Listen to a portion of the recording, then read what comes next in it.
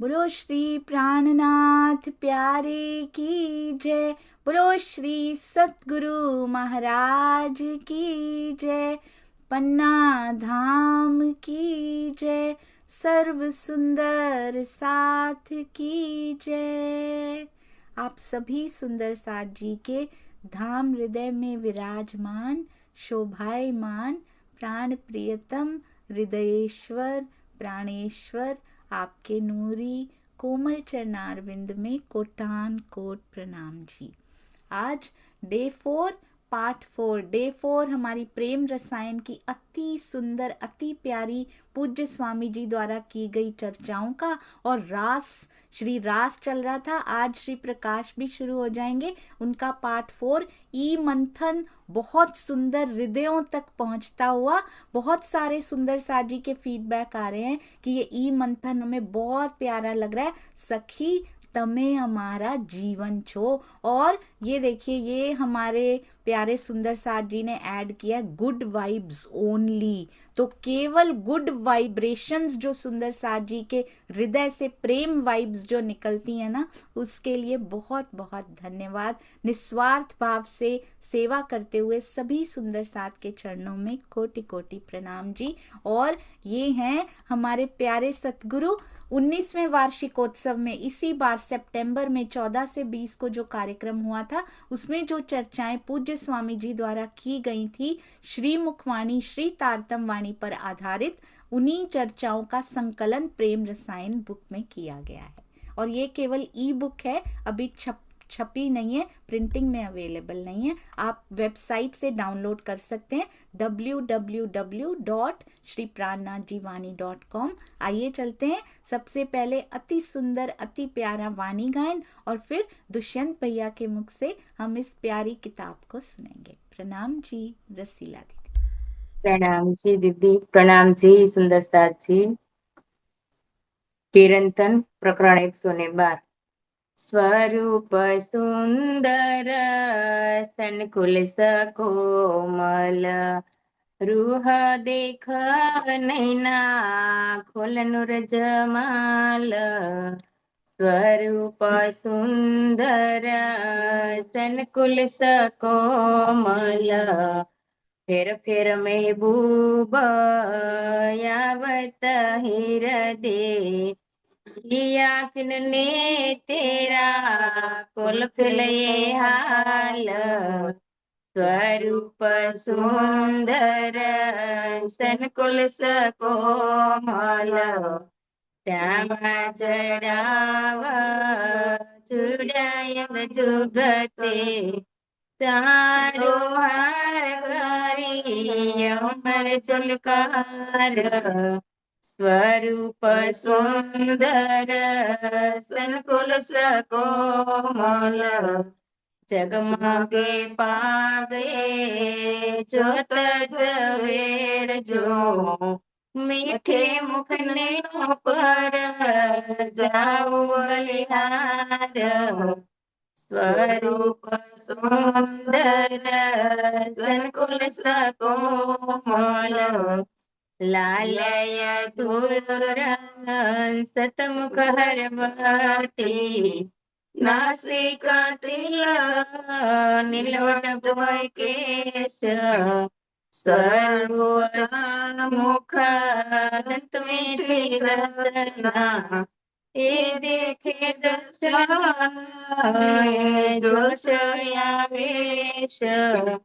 स्वरूप सुंदर संकुल सकोमल बाहे चूड़ी बाजू बंद सोहे कुमाक पहुँचे दो करे अष्टमल मोदरी नभ कानूर सिर चढ़िया आसमान में जो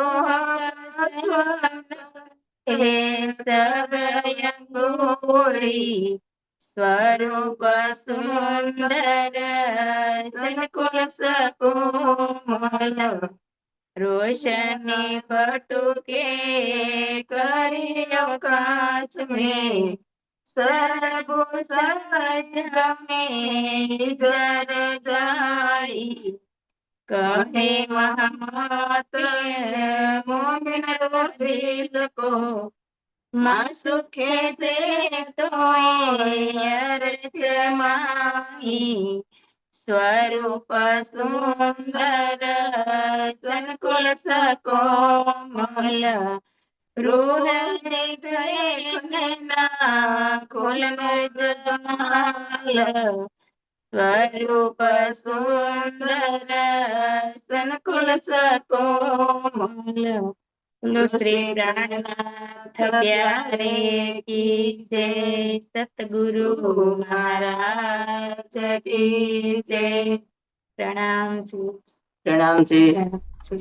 प्रणाम जी। अति सुंदर स्वरूप का वर्णन, और वो भी रसीला बेन और साथ में सविता मासी ने मिलकर किया। अति सुंदर। राज जी की बहुत मेहर, क्योंकि इतने सेवा भावी सुंदर साथ के हृदय कितने प्यारे, कितने शुद्ध और कितने निर्मल होते हैं।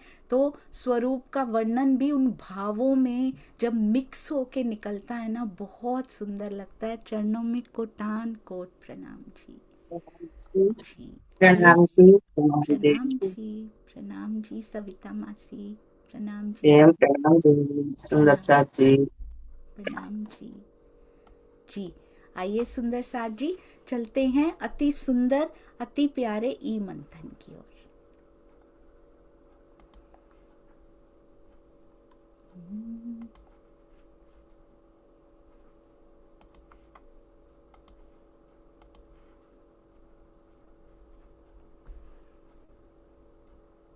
जी भैया आप अनम्यूट कर सकते हैं। प्रणाम जी।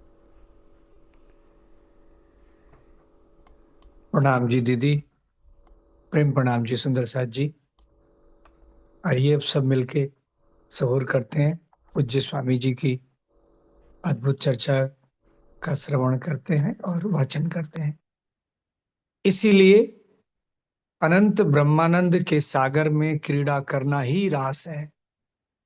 बस यह समझ लीजिए, अंगों के स्पंदन, नृत्य की कलाओं का प्रदर्शन रास नहीं है। वो तो इस दुनिया के माध्यम से समझाया गया है। इसलिए रास का जो पहला ग्रंथ है, हमें कई महत्वपूर्ण तथ्य सिखाता है। चर्चा सुन जो दिन ने रात, आपन ने त्रूठा प्राणनाथ। हम पहले फिदा नहीं हो सके थे, ब्रज रास में नहीं हो सके थे। परम धाम की तो भूमिका है, लेकिन पहचान करके फिदा नहीं हो सके थे। इसीलिए वाणी का चिंतन करना है। यह वाणी आपको अक्षरातीत की पहचान कराएगी। जैसे सखियों ने तन छोड़ा था, सब सुंदर साथ चितवनी में। चिंता न करें कि कमर में दर्द हो रही है, बैठना प्रारंभ कीजिए, शरीर से परे हो जाइए। जैसे सखियां शरीर से परे होकर योग माया में पहुंची, आप चितवनी में शरीर से परे हो जाइए। यहां से बैठे बैठे राज्य के हृदय में भी विहार कीजिए। उनका हृदय तो प्रेम आनंद का अनंत सागर है। प्रतिदिन रास कीजिए।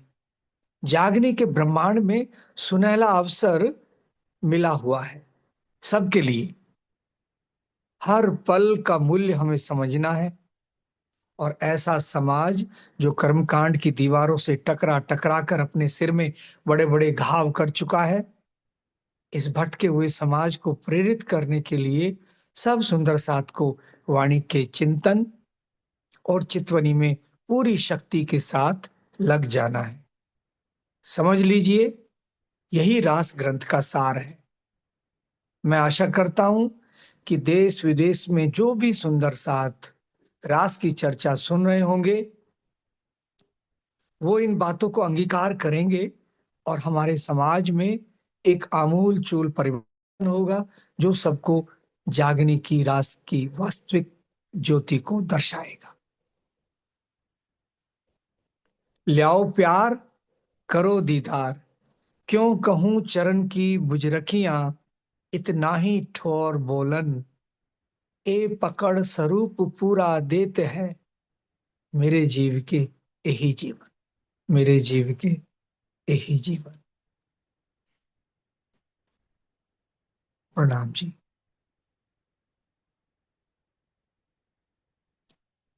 श्री प्रकाश इतई बैठे घर जागे धाम, साथ को घरों ले जाना सही, कोई माया में ना सके रही, खेचे सबों को ए बानी, फिर सी घरों धनी पहचानी। प्रकाश हिंदुस्तानी प्रकरण 9। इस एक चौपाई में अक्षरातीत ने सब कुछ कह दिया है। इस ग्रंथ का नाम ही प्रकाश है। प्रकाश का आशय क्या है? उस सत्य का प्रकाश करना जिसके उजाले में अज्ञान का अंधकार मिट जाता है। मनुष्य अपनी बुद्धि पर इतराता रहता है, लेकिन वह नहीं समझता कि ज्ञान का प्रकाश अलग है और बुद्धि की विलक्षणता अलग। गौतम बुद्ध ने अनेक ग्रंथों का अध्ययन नहीं किया था, जबकि रावण 10 विद्याओं का पंडित था। इसीलिए उसके 10 मुखों की कल्पना की गई। परंतु रावण ज्ञानी नहीं था, केवल वेद का पंडित था। ज्ञानी होना अलग बात है और केवल शब्द ज्ञान रखना अलग। आज हमारा समाज भी इसी भ्रांति का शिकार है। प्रकाश का अर्थ है जितने भी संशयात्मक तथ्य हैं उन सब को समाप्त कर देना। आप देखें वाणी क्या कह रही है? साथ को घरों ले जाना सही, कोई माया में ना सके रही। वाणी का उद्देश्य है सबको परमधाम में ले जाना, ताकि कोई भी माया में बंधा न रह जाए। यही वाणी खींच रही है, कोई व्यक्ति या स्थान नहीं।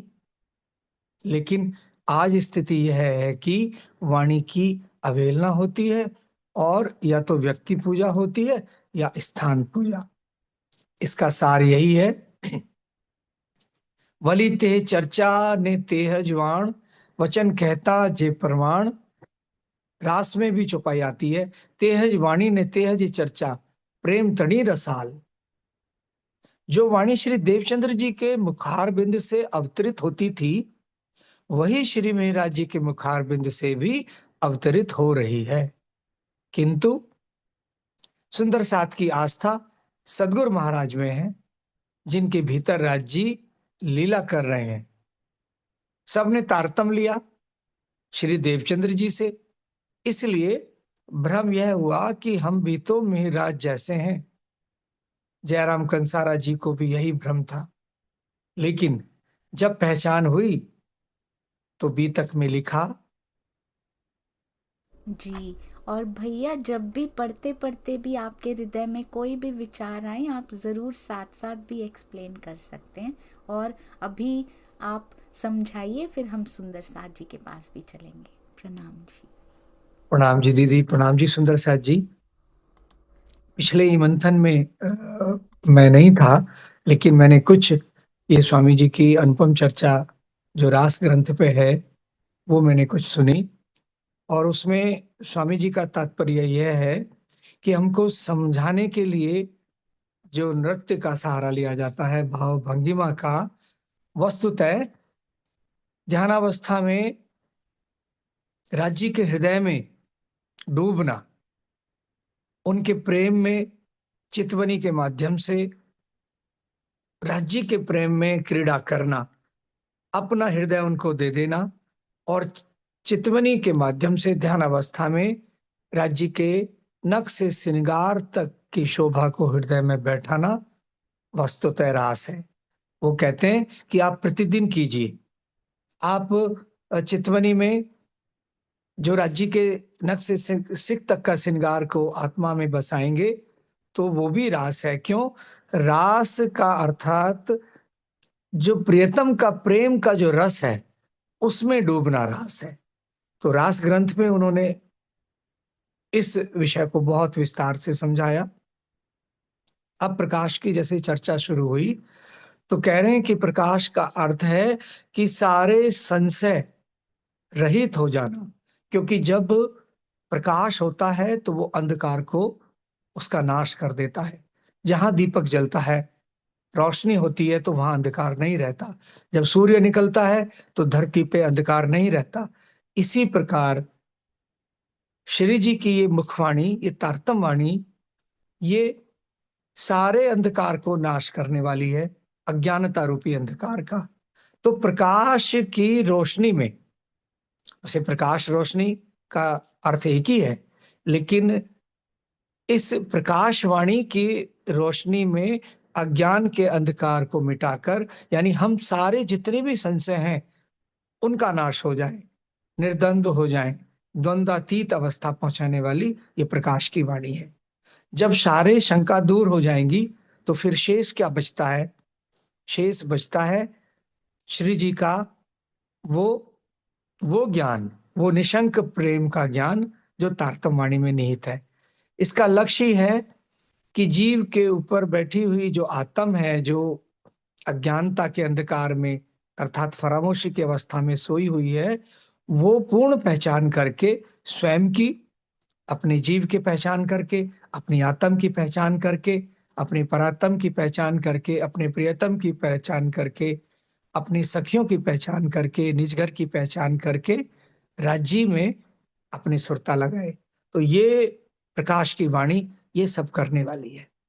इसमें स्वामी जी ये दर्शा रहे हैं। अभी तो रास की ये प्रकाश की वाणी प्रारंभ ही हुई है और आगे वाचन करेंगे। अब सोनिया दीदी आप लीजिए, सुंदर साथ से अगर पूछना हो तो। प्रणाम जी। अनीता दीदी प्रणाम जी। प्रणाम जी, बहुत प्रेम सुंदर। प्रणाम दीदी, प्रेम प्रणाम जी। भैया ने बहुत ही सुंदर बता दिया। अब इसमें मेरे लिए तो कुछ रहता नहीं है, लेकिन यही स्वामी जी ने रास की चर्चा में बताया है कि जो हम इस यहाँ पर रास समझते हैं कि नृत्य करना, और मतलब एक रास को अलग तरीके से समझते हैं, उससे स्वामी जी ने इसमें क्लियर कर दिया है कि जिस तरीके से हम योग माया में अपना तन छोड़कर चले गए थे, उस तरीके से हमें चितवनी में बैठना है। हम ध्यान में बैठें और इस शरीर से परे हो जाएं और अपने प्रियतम को के प्रेम रस में डूबना ही रास है। और ये वो रास नहीं है कि नृत्य करें और बोले कि ये अब हम रास कर रहे हैं, या इस तरीके से हमें जो है हमारे प्रियतम मिल जाएंगे।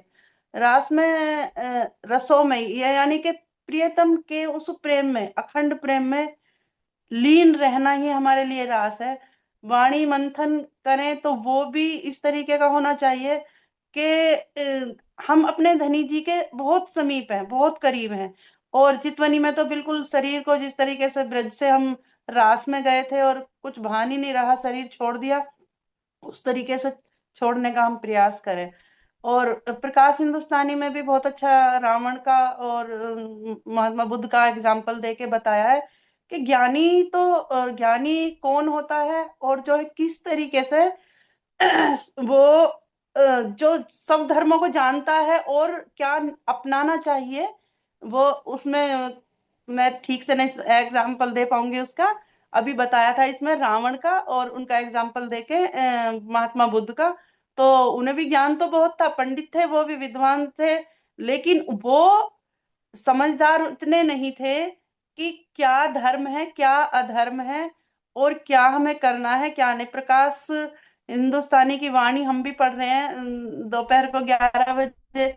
उसमें इतना आनंद है, प्रकाश में बेहद वाणी है, और मतलब एक एक इंद्रियों को उसमें धिकारा गया है कि किस तरीके से मेरी इंद्रियों ने, महामती जी खुद को धिक्कार के हमें समझा रही है।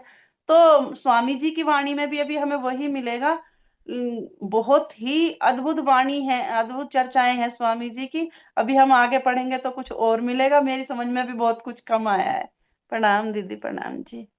प्रणाम जी, बहुत सुंदर। और स्वामी जी ने कितना अच्छा कहा ना इसमें कि रावण 10 वेदों का ज्ञाता है वो, इसीलिए उनको दशानन कहा भी जाता है। 10 सिर नहीं है, 10 मुंह नहीं है, इसीलिए कहा जाता है। पर डिफरेंस क्या है दोनों में, रावण में और महात्मा बुद्ध में? महात्मा बुद्ध ने कहते उन्होंने इतने वेद और वो सब ग्रंथ नहीं पढ़े हुए हैं, परंतु दोनों में डिफरेंस क्या है, जितना भी है वो उतारा हुआ है।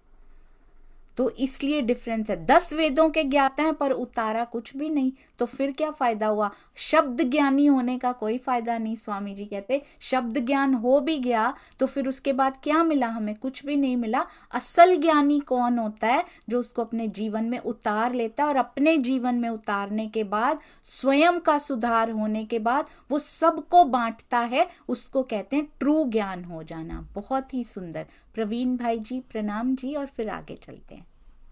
प्रणाम जी दीदी, प्रणाम जी। सब सुंदर साथ के चरणों में, आपके चरणों में प्रणाम जी। तब स्वामी जी ने रास में बताया कि ब्रह्मानंद की रस की क्रीड़ा कोई रास कहते हैं। रास मतलब खेलना खेलना कूदना तो नहीं है।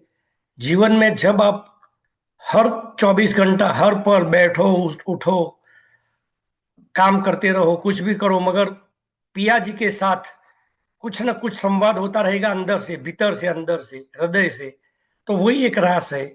रास कोई खेल के नहीं हो सकती है, मगर पिया जी के पास जो प्रेम का रस है, उसके प्रेम की बातें, वो जो वाणी में लिखा है, वो बस निरंतर उसके साथ बने रहेंगे।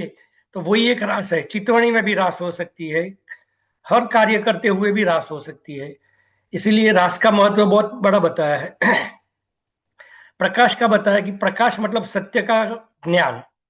ज्ञान तो सबके पास है, मगर सत्य का ज्ञान होना चाहिए। सूर्य है, वो तो सबके ऊपर, प्रकृति के ऊपर प्रकाश डाल रहा है, सबको सरखा वो दे रहा है, मगर वो प्रकाश कौन सा लेना है? प्रकाश कौन सा होना चाहिए? जो सत्य का होना चाहिए और अज्ञानता के अंधकार को दूर करे, वो प्रकाश होना चाहिए।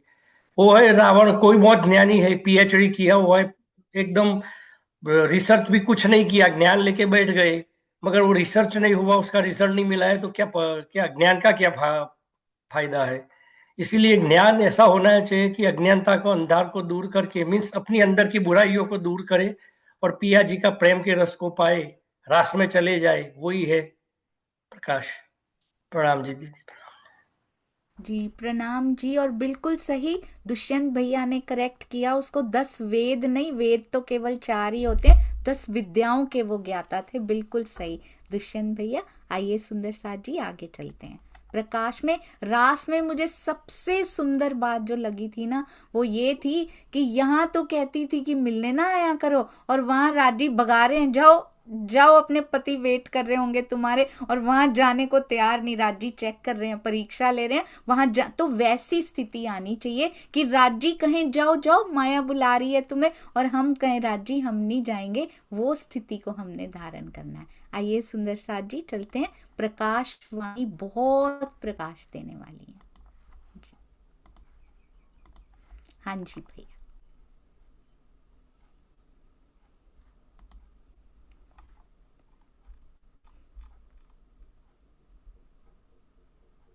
जी। लेकिन जब पहचान हुई तो बीतक में लिखा, आरोगाय श्री राज। श्री मिहिराज जी के तन से उन्हें कठोर वचन कहे जाते हैं। बीतक में आप सब पढ़ते हैं कि इतने कठोर वचन जिनका अर्थ मैं तो नहीं करूंगा, लेकिन चौपाई बोल देता हूं। चचोड़त ठोर मुर्दार, इसका अर्थ आप अच्छी तरह जानते हैं। फिर भी उनके हृदय को बुरा नहीं लगता, क्योंकि उन्हें यह ज्ञात है कि यह वाणी श्री देवचंद्र जी के मुख से निकल रही है, और इसका उद्देश्य केवल परमधाम की ओर जागृत करना है। सब सुंदर साथ प्रकट वाणी का पाठ करते आए हैं। पुरानी पीढ़ी विशेष रूप से ऐसा करती रही है। प्रकट वाणी में एक अत्यंत महत्वपूर्ण चौपाई है। ये 3 ब्रह्मांड हुए जो अब, ऐसे हुए ना होसी कब। इन तीनों में ब्रह्म लीला भई, ब्रजरास और जागनी कही। प्रकाश हिंदुस्तानी प्रकरण 37। तीनों में ब्रह्म लीला होती है, जिसे ब्रज कहते हैं, रास कहते हैं और जागनी कहते हैं। अब प्रश्न यह है कि चौपाई तो सब सुंदर साथ पढ़ लेते हैं। परंपरा से 300 वर्षों से चौपाई पढ़ी जा रही है। ब्रज रास में लीला करने वाला कौन है? हम सब कह देते हैं श्री कृष्ण जी। जागनी में लीला करने वाला कौन है? तो जागनी में भी कह देंगे कि श्री कृष्ण जी लीला कर रहे हैं। परंतु वास्तव में लीला करने वाला कौन है? अक्षरातीत श्री देवचंद्र जी को 3 बार दर्शन देने वाला स्वरूप कौन है? पिया किए अति प्रसन्न, 3 बेर दिए दर्शन। देवचंद्र जी को 3 बार जो दर्शन हुआ उसमें दर्शन देने वाले राज्य ही हैं, चाहे किसी भी रूप में आए। बारात के पीछे जाते समय, चितवनी में घुंघरी का प्रसाद खाते समय, या श्याम जी के मंदिर में किशोर स्वरूप में दर्शन देने वाला कौन है? राज्य। मैं आपको एक दृष्टांत से समझाऊं। यह 19वां कार्यक्रम है। 2005 में पहला कार्यक्रम हुआ था जिसमें स्थापना हुई थी। उस समय का यदि वीडियो या फोटो हो तो आप कहेंगे नहीं, मुझे तो 2005 वाला ही वीडियो चाहिए। यदि मैं सुनाऊं तो आप मुंह फेर लेंगे और कहेंगे नहीं, मुझे तो आपके मुख से सुनना नहीं, केवल 2005 वाला वीडियो चाहिए। अब बताइए श्रेष्ठ क्या है? मैं साक्षात इस समय स्तन से सुना रहा हूं और आप मेरी बात सुनना नहीं चाहते, बल्कि 2005 की वीडियो की आरती उतारते हैं। उस वीडियो में तो केवल आवाज आ रही है, उसमें मैं उपस्थित नहीं हूं। हाँ, मेरे क्रियाकलाप अवश्य संग्रहित हैं। आज वही स्थिति है, इसी प्रकाश की चौपाई है। तो वचन तुमको कहे जाएं जो तुम धाम की लीला माहे, ब्रज वालो प्यू सोए, वचन आपन को कहत है जे। प्रकाश हिंदुस्तानी प्रकरण 29। श्री मेहराज जी के तन से जो वाणी की चर्चा सुनाई दे रही है, यह कौन है? वही राज्य हैं जो ब्रज में लीला कर रहे थे। रास में ने खिलाई जी ने प्रगट लीला करी है तीने, धनी धाम के कहलाए ए जो साथ को बुलावन आए। प्रकाश हिंदुस्तानी प्रकरण 29। जिस आवेश स्वरूप ने रास में लीला की, वही प्रत्यक्ष रूप से श्री मेहराज जी के तन में लीला कर रहे हैं, लेकिन शब्दों की ओर किसी का ध्यान नहीं है। तोड़ मरोड़ कर ऐसी धारणा बना दी गई है जिसमें प्राणनाथ जी के स्वरूप को केवल संत, भक्त या महापुरुष के रूप में चित्रित किया जा सके, और यह अनजाने में नहीं बल्कि जानबूझकर किया गया है। सुंदर साथ भी सोचते हैं कि चलो क्या अंतर पड़ता है, सब ठीक ही तो है। पर संसार में सब कुछ ठीक नहीं होता। यदि सब ठीक होता तो विकृति, राग, द्वेष और घृणा का वातावरण नहीं होता। कहीं ना कहीं कुछ गड़बड़ अवश्य है। आप देखिए महाभारत का युद्ध कहां से प्रारंभ हुआ, इसे हल्के में नहीं लेना चाहिए।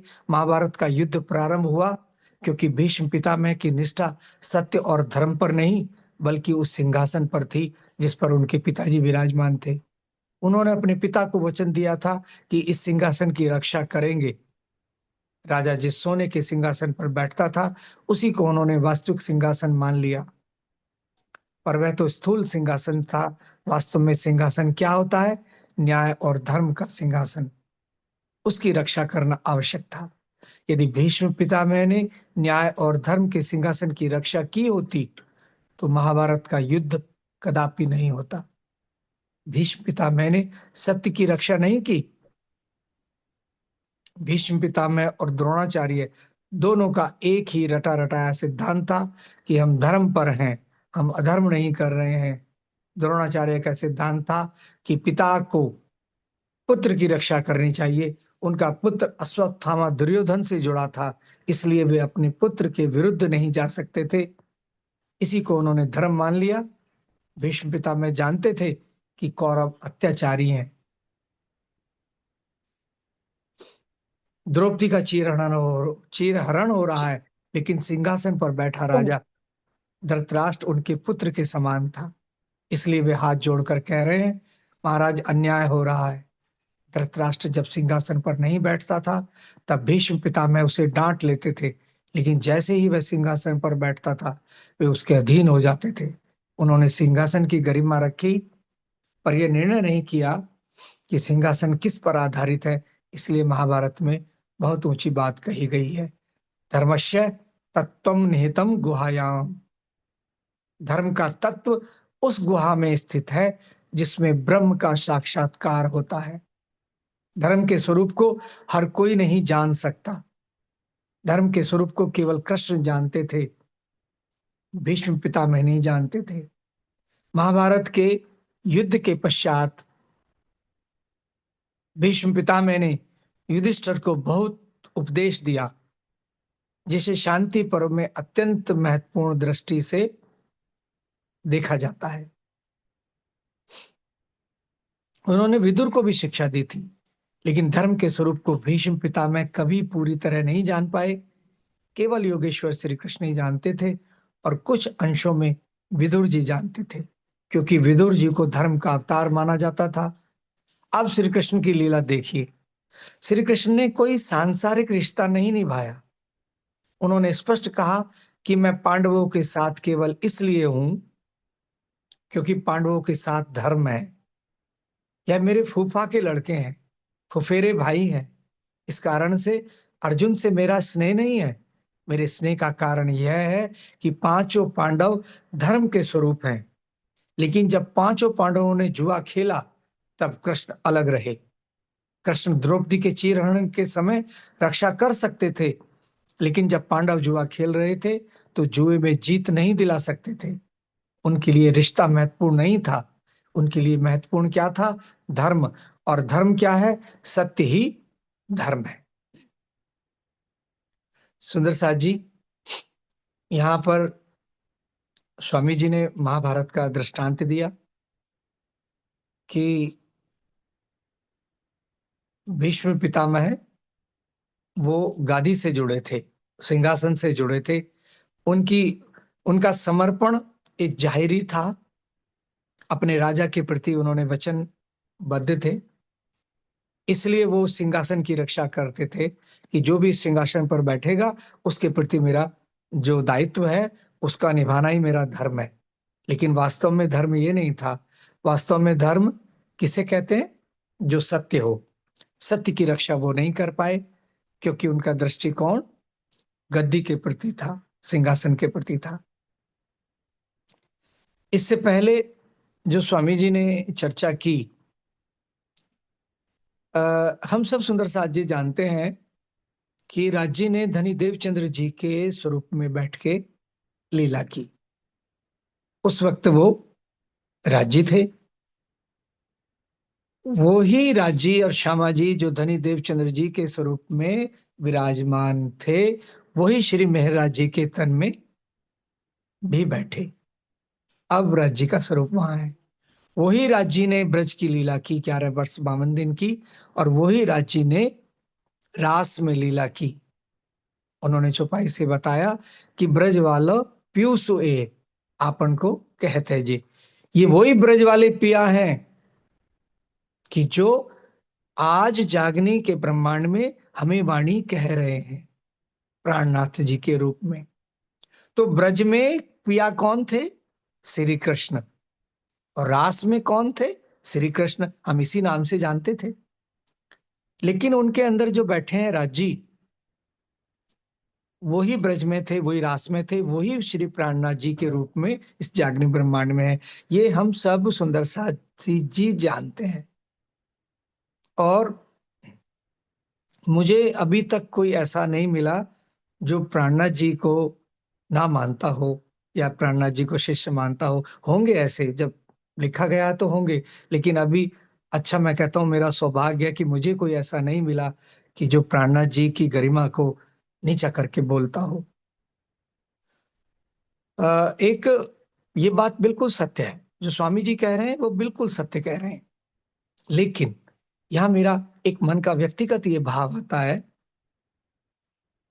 कि ब्रज की तो लीला कालमाया के ब्रह्मांड की हुई, लेकिन रास की लीला जो बेहद के ब्रह्मांड में हुई वो अद्वैत का स्थान है। अद्वैत का अर्थ ही है जब दो दो ना हो, एक हो जाए। तो श्री कृष्ण जी के स्वरूप में लीला करने वाले राज्य हैं, रास बिहारी जी राज्य हैं। तो ये बहुत गहरी अंदर की बात है कि अद्वैत की भूमिका में क्या दो रह सकते हैं? स्वलीलाद्वैत तो नहीं है, स्वलीलाद्वैत तो परम धाम है।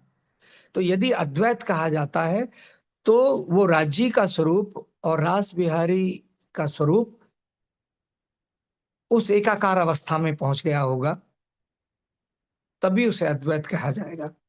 एक बात। दूसरी बात मैं कहना चाहता हूं कि 3 स्त्री हैं, तीनों के पति का नाम मोहन है, और कोई वो ऐसा गांव है कि वहां के सबके पति विदेश गए हैं।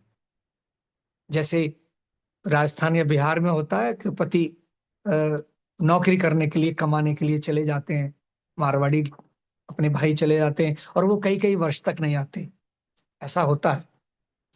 तो अगर तीनों के पति मोहन है और तीनों विदेश गए हैं, कई वर्ष हो गए, कोई आके ये समाचार दे दे कि भाई 5 साल बाद मोहन गांव में आ रहा है, तो तीनों प्रसन्न होंगी। लेकिन जिसका अपना मोहन है उसके मन में ये विचार आएगा मेरा मोहन आ रहा है, तो दूसरे मोहन की स्त्री के मन में ये विचार आएगा मेरा मोहन आ रहा है। तो जैसे श्री कृष्ण के त्रिधा लीला में 3 कृष्ण बताए, तो जिनका संबंध ब्रज वाले जो अक्षरातीत ने लीला की, जिनका संबंध वो अक्षरातीत जिन्होंने रास में श्री कृष्ण नाम से लीला की, तो वो अपने प्रियतम को याद करेंगे, वो अंगनाएं। तो ये मेरा व्यक्तिगत भाव है। तो जिसका जो मोहन होगा, ब्रज वाला या द्वारकाधीश होगा या जो होगा, वो अपने को याद करेगी। तो ये मेरा व्यक्तिगत विचार है। लेकिन ये बात बिल्कुल सत्य है, सभी मान रहे हैं कि ब्रज में लीला करने वाले राज्य हैं। नाम क्या है? श्री कृष्ण। लीला श्री कृष्ण के तन से, श्री कृष्ण के स्वरूप से। और रास में लीला करने वाले राज्य हैं, उनको किस नाम से पुकारा जा रहा है? श्री कृष्ण के या रास बिहारी। और जागने ब्रह्मांड में लीला करने वाले राज्य हैं, जिनको किस नाम से पुकारा जा रहा है? प्राणनाथ या मिहिर राज। ये बात बिल्कुल सत्य है, इसमें कुछ भी संदेह नहीं है। और सत्य क्या है? धर्म ही सत्य है। धर्म का वो सत्य को समझ नहीं पाए भीष्म पितामह, और श्री कृष्ण जी ने यहाँ पे जो महाभारत का दृष्टांत दिया, वो कौरवों का साथ इस वजह से दिया, इसलिए नहीं कि वो ये मेरे बुआ के पुत्र हैं, इसलिए कि इनके साथ धर्म है, तो वो वहां पक्ष में खड़े रहे। वो विष्णु रूप में हो उस वक्त, लेकिन वो धर्म के पक्ष में खड़े रहे। तो जो श्री कृष्ण को जो मानते हैं, कोई भी प्रणामी, मैं नहीं समझता कि वो जो विष्णु स्वरूप कृष्ण को मानते होंगे या द्वारकाधीश को मानते होंगे।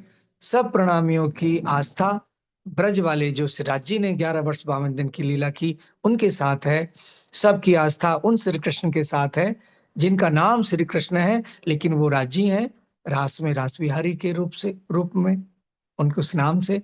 और जागने ब्रह्मांड में वही राज्य महामती श्री प्राणनाथ जी हैं, इसमें कोई भेद नहीं है। वही राज्य धनी देवचंद्र जी के रूप में है, उसमें कोई भेद नहीं है। जब तक उन्होंने लीला की, जब मेहराज जी के धाम हृदय में बैठ गए, तब राज्य की गादी बहु हुई। तो इसमें कुछ मेरे व्यक्तिगत भाव रहे, लेकिन मैं पूर्णतः सहमत हूं पूज्य स्वामी जी की बात से। बस यहाँ पे एक बात आती है कि अद्वैत अवस्था में क्या 2 माना जा सकता है, या अद्वैत का अर्थ तो एक ही होता है, वो मानना चाहिए। जी प्रणाम जी दीदी, प्रेम प्रणाम जी। प्रणाम जी। और एक बात और, मुझे बीतक में से जो अभी 30 दिन की जो बीतक हुई थी, उसमें आती है भैया, उसमें आता था कि पन्ना जी में जब चर्चा की जाती है, पन्ना जी में प्राणनाथ जी चर्चा करते हैं, तब तक तो निजनाम श्री कृष्ण जी, निजनाम श्री जी साहिब जी दोनों तारतम उतर चुके हैं, काफ़ी समय हो चुका है। तकरीबन चर्चा भी पन्ना जी में भी चर्चा होती है, पर पन्ना जी में भी ब्रज की भी चर्चा होती है। ये वर्णन आता है पीतक साहब में, रास की भी होती है और जागनी ब्रह्मांड की भी होती है। और यहाँ तक कि सामने साक्षात प्राणनाथ जी बैठे हैं, साक्षात, जिनको कहा जाता है बिल्कुल प्राणनाथ जी से ऊपर कोई नहीं हो सकता, वो साक्षात स्वरूप जिनको प्राणनाथ होने की शोभा मिली है। जब वो चर्चा सुनाते हैं उनकी पहचान मोस्टली हो चुकी है। जो सामने बैठे हैं, सेवा भी कर रहे हैं, घर परिवार भी छोड़ के आए हैं, हमसे तो बहुत ज्यादा हो चुकी है। पूर्ण पहचान शायद ब्रह्म सृष्टियों को ही हुई होगी, लालदास जी और बहुत सारे सुंदर साथ को कुछ कुछ रह भी गई होगी, जैसे जिसका लिखा था। जीव सृष्टि भी बैठी है, ईश्वरी भी बैठी है, पर उनको इतनी पहचान तो हुई है कि प्राणनाथ जी के लिए घर परिवार छोड़ा जा सकता है। और उसके बाद भी वो मोस्ट ऑफ द एक्टिविटीज में, सेवा में शामिल भी रहते हैं। केवल रात के एक पहर का वर्णन आता है कि अब पहले उठी आम पहले उठ के चली जाती है, क्योंकि उनसे अब नहीं रहा जाता कि पूरी पूरी रात हम नहीं जाग सकते हैं बस। तो उनकी कैपेसिटी, क्योंकि उनका कसूर नहीं है, कैपेसिटी उतनी है। पर मैं ये बात कहना चाह रही हूँ एक्चुअली ये सब बातों के थ्रू, कि पहचान होने के बावजूद जितनी जिसकी लिखी है, साक्षात प्राणनाथ जी के सामने बैठे होने के बावजूद जब वो चर्चा सुनाते हैं तो मन चाहे स्वरूप का दर्शन लेते हैं। सुंदर साथ जी, ये लिखा हुआ है बीतक साहब में। अब जैसे मुझे ब्रज के श्री कृष्ण से, क्योंकि उनमें भी राज्य हैं, तो मुझे जो मैं आंखें बंद करके चर्चा सुन रही हूं, तो मुझे श्री कृष्ण जी के दर्शन वहां भी हो रहे हैं। साक्षात प्राणनाथ जी सामने बैठे हैं। सुंदर साथ जी, उनको प्राणनाथ जी से बहुत प्यार है, उनको पहचान भी पूरी की पूरी है, पर मन चाहे सुख लेते हैं। आज वो ब्रज के कृष्ण जी के दर्शन करते हैं, कल रास के करते हैं, उसके बाद प्राणनाथ जी अच्छे लगते हैं, उनको वही प्यारे लगते हैं। वो अंदर चितवन में बैठते हैं, वो प्राणनाथ जी को देखते हैं पहले, फिर मूल स्वरूप तक पहुंचते हैं। पहले सामने प्राणनाथ जी को देखते हैं, फिर आवेश स्वरूप तक पहुंचते हैं, फिर मूल स्वरूप तक पहुंचते हैं। कोई रिस्ट्रिक्शन नहीं है पन्ना जी में कि किसी को मोहम्मद साहब का ही अच्छा लगता है। ये भी लिखा हुआ है कि मोहम्मद साहब का, अब कितने कतेब पक्ष वाले भाई बैठे हैं, बहनें बैठी हैं वहां पे, उनको मोहम्मद साहब का भी दीदार होता है, जबकि उनमें तो राजी भी नहीं थे, उनमें तो आवेश स्वरूप में लीला भी नहीं किया, पर उनको भी इन स्वरूपों में शामिल किया गया है, क्योंकि वो राज्य की इच्छा से आए थे यहाँ पर, तो उस लीला को भी जोड़ दिया गया उसमें, तो उनके भी दर्शन कर लेते हैं वो। अगर चर्चा वैसी हो रही, क्योंकि खुलासा उतर रहा है, कभी खिलवत उतर रही है, और जैसी जैसी चौपाइयां उतरती हैं उनकी फ्रेश चर्चा होती है। सुंदर साथ जी, फ्रेश मतलब अभी चौपाई उतरी और अगले पहर उसकी चर्चा होनी शुरू हो जाएगी, उनको एक्सप्लेन करेंगे प्राणनाथ जी। और खिलवत में भी आप जाइए, ब्रजरास जागनी सबकी बात आ जाती है उसमें। ऐसा नहीं है कि खुलासा में ब्रजरास की बात नहीं है, हर एक किताब में इम्प्रिंट्स छोड़े हैं, ब्रज ने भी, रास ने भी, और मोहम्मद साहब ने भी, और हर एक में बात आ जाती है इन सब की, क्योंकि सब आपस में जुड़े हुए हैं। और सुंदर साथ पे कोई वो नहीं है कि आप नहीं आप ये बसा रहे हो अपने दिल में, ना ना ना, इट्स नॉट अलाउड। मैं बैठा हूं ना सामने, प्राणनाथ जी को बस करो, और प्राणनाथ जी के अंदर आवेश स्वरूप है, उनको यही बताया गया है कि आवेश स्वरूप की लीला इन सब के अंदर हुई है, जबकि मोहम्मद साहब के अंदर नहीं हुई है, पर वो भी अक्षर ब्रह्म है, वो लेकर आए हैं वाणी तुम्हारे लिए यहाँ पे, और असराफील जब्राइल उन्हीं के फरिश्ते भी हैं। तो जैसा तुमको मन चाहिए स्वरूप का दर्शन उनको होता है। ये बात मुझे बड़ी प्यारी लगती है, जब हम फ्रीडम लेके उड़ते हैं ना कि yes we are allowed to do this, उसके बाद बात ही कुछ और होती है, क्योंकि फिर ये मन यहाँ टिकता नहीं है, फिर ये मन उससे जुड़ने लग जाता है।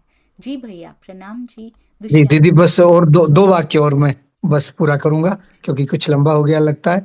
जी दीदी, मैं ये कहना चाह रहा हूँ सुंदर साथ जी, स्वामी जी ने अपनी चर्चा में कहा कि चितवनी में जो धनी देवचंद्र जी को दर्शन दिए थे, वो उन्होंने ब्रज वाले स्वरूप में दर्शन दिए और श्याम जी के मंदिर में दिए। तो ये राज्य की अपनी मर्जी है। राज्य जब दर्शन देंगे, चाहे धनी देवचंद्र जी को दें या किसी सुंदर साथ को दें, वो अपने स्वरूप में दर्शन देंगे। क्या कहूं मैं, वो उनकी पातशाही है, वो उनकी मर्जी है, वो किस स्वरूप में दे। अच्छा, जो दर्शन देंगे तो अपने स्वरूप में देंगे। तो ये चुनाव राज्य का है। उन्होंने चुनाव किया कि इन्होंने भागवत का श्रवण किया है, कथा का, श्री कृष्ण स्वरूप से प्रेम करते हैं, तो मैं इस स्वरूप से दे दूं। लेकिन जो दर्शन देने वाले हैं वो अपने स्वरूप में देंगे। उन्होंने श्री कृष्ण जी का चुना, तो ये तो उनका चुनाव है। अच्छा, फिर ये कहते हैं कि 3 नाम हैं श्री कृष्ण के, एक मथुरा वाले, एक द्वारका वाले, ठीक है। ये चुनाव राज्य का है कि उन्होंने वो नाम क्यों चुना लीला के लिए, इसमें सुंदर साथ का दोष नहीं है। तो हम राज्य के चुनाव पे प्रश्न जब खड़ा करते हैं तो ये मुझे उचित नहीं लगता। ये राज्य की मर्जी है, उनकी प्रभुता है, उनकी महिमा है, वो जो नाम चुन लें, वो जो स्वरूप चुन लें। लेकिन एक बात है कि अंगनाओं की निस्बत मूल स्वरूप से है, अंगनाओं की निस्बत राज्य से है। राज्य जिस जिस स्वरूप से, जिस जिस लीला में, जिस नाम से स्वयं को लीला करेंगे, जोड़ेंगे, वो उनकी पातशाही है। तो हमारा संबंध मूल स्वरूप राज्य से है, लेकिन जो उन्होंने अपनाया उसके प्रति हमारा समर्पण, प्रेम, श्रद्धा सब कुछ होना चाहिए, उससे बाहर नहीं। लेकिन जहां प्रश्न किया जाता है कि श्री कृष्ण तो द्वारका वाले भी हैं, श्री कृष्ण तो विष्णु भी हैं, श्री कृष्ण जो मथुरा में आए थे विष्णु वो भी हैं, तो ये तो राज्य से प्रश्न करें कि उन्होंने ऐसा नाम क्यों चुना कि जिसमें भ्रम आता हो। लेकिन भ्रम कोई नहीं है, ना होना चाहिए। हमारा मूल संबंध राज्य से है। राज्य जो नाम चुनेंगे, जो तन करेंगे, उसका चुनाव करेंगे, उससे प्रेम होना चाहिए। राज्य की हर लीला से, चाहे वो धनी देवचंद्र जी के रूप में हो, चाहे ब्रज में हो, चाहे रास में हो, दृष्टि राज्य पर ही है। उन सबसे समान प्रेम होना चाहिए। बस इतना कहना चाहता हूँ। प्रणाम जी। जी बिल्कुल सही। डीपी सिंह भैया ने भी बिल्कुल सही लिखा, जिस रूप में चाहो उस रूप में दर्शन देते हैं। आपने स्टेप्स देखे हैं भैया, कितना सुंदर है। पहले सिपाही रूप में आए, इनको पता है कि अगर मैं अभी आ गया श्री कृष्ण के रूप में, ये पहचान नहीं पाएंगे मुझे, उतना नहीं जुड़ पाएंगे जितना इनको जुड़ना चाहिए। तो अभी सिपाही रूप में ही आता हूँ। पहले सिपाही रूप को ही भोग लगवाना शुरू करते हैं, फिर उसके बाद आते हैं कि हाँ अब ये हरिदास जी के पास हैं, अब इनको मेरी थोड़ी थोड़ी पहचान हो गई है, तो अब चलो जी पत्तल में हाथ करेंगे और अब इनको दर्शन होंगे, है ना। तो अब इनको थोड़ा सा चर्चा या इधर संग मिल गया है थोड़ा बहुत इधर, तो अब इनको इस रूप में आता हूँ। उसके बाद देखा 14 साल हो गए, अब कहीं से क्लू तो मिलेगा नहीं इनको। जीव की अवस्था वैसी हो चुकी है कसनी वाली, 40 वर्ष पूरे हो चुके हैं, 14 साल इनको हो गए हैं, कहीं से क्लू मिलेगा नहीं क्योंकि तारतम वाणी उतरी नहीं है, तो मुझे ही आना पड़ेगा अब। तो फिर उसके बाद खुद आते हैं, जबकि मिहिर राज जी को ब्रज वाले स्वरूप में दर्शन नहीं देते हैं। वो उनको पता है कि तारतम का बीज मंत्र उतर चुका है अब, और वो भी निज नाम श्री कृष्ण जी से ही शुरू होता है, और उनको भी निज नाम श्री कृष्ण जी का ही तारतम मिलता है, मिहिर राज जी को भी वही मिलता है ना, क्योंकि तब तक तो निज नाम श्री जी साहिब जी आया ही नहीं है, तो उनको वही मिलता है। अब उनको पहचान हो जाती है, परंतु उनको तो सीधा मिले हैं, उनको तो डायरेक्ट दर्शन हुए हैं शुद्ध स्वरूप राज्य के, उनको ब्रज वाले स्वरूप के भी दर्शन नहीं हुए, उनको रास वाले के भी नहीं हुए। तो वो क्यों चर्चा करते हैं ब्रज और रास की? कर तो ली देवचंद्र जी ने, जिनको दर्शन हुए थे उन्होंने कर ली ना। अब प्राणनाथ जी को तो डायरेक्ट दर्शन हुए, वो क्यों चर्चा करते हैं ब्रज और रास की? क्योंकि ब्रज रास जागनी परम धाम के बिना ये पूरा नहीं हो सकता, जागनी का ब्रह्मांड। तो इसलिए सारे जरूरी हैं। और एक बात और, स्वामी जी ने बड़ा ही सुंदर कहा है, बहुत ही सुंदर, कि जो भी श्री कृष्ण जी से प्रेम करेंगे वो कृष्ण जी के पास जाएंगे। हमें भी यही कहा जाता है, अगर आप कृष्ण जी से प्रेम करोगे तो कृष्ण जी के पास जाओगे, यानी कि कौन सी चौथी पांचवी बहिष्ठ में जाओगे। जो उनके तन से प्रेम करेंगे, जो विष्णु जी से प्रेम करेंगे, जो उनके अंदर जिस शक्ति से प्रेम करेंगे, सुंदर सा जी ये तन से प्रेम करके, तन से तो खैर, जो उस शक्ति से प्रेम करता है वो उस शक्ति के पास चला जाता है। हम इस बात को समझ नहीं रहे हैं, हम भी नहीं समझ रहे हैं। हम दूसरों को कह रहे हैं कि वो नहीं समझ रहे, पर हम भी नहीं समझ रहे हैं। ये शक्तियों का खेल है सारा। हम जिस शक्ति से प्रेम करेंगे हम उसके पास जाएंगे। आज जो श्री कृष्ण जी से प्रेम कर रहे हैं वो चौथी पांचवी बहिष्ठ में जाएंगे, क्योंकि वो ब्रज और रास के उस श्री कृष्ण जी से प्रेम कर रहे हैं। पर जो अंदर के आवेश स्वरूप से प्रेम कर रहे हैं तो वो आवेश स्वरूप के पास ही तो जाएंगे। जो जिस शक्ति से प्यार करेगा उसके पास जाएगा, चाहे उसने तन कोई भी धारण किया हो। हम श्री कृष्ण जी के अंदर भी अगर आवेश स्वरूप से प्रेम कर रहे हैं तो फिर हम क्यों जाएंगे?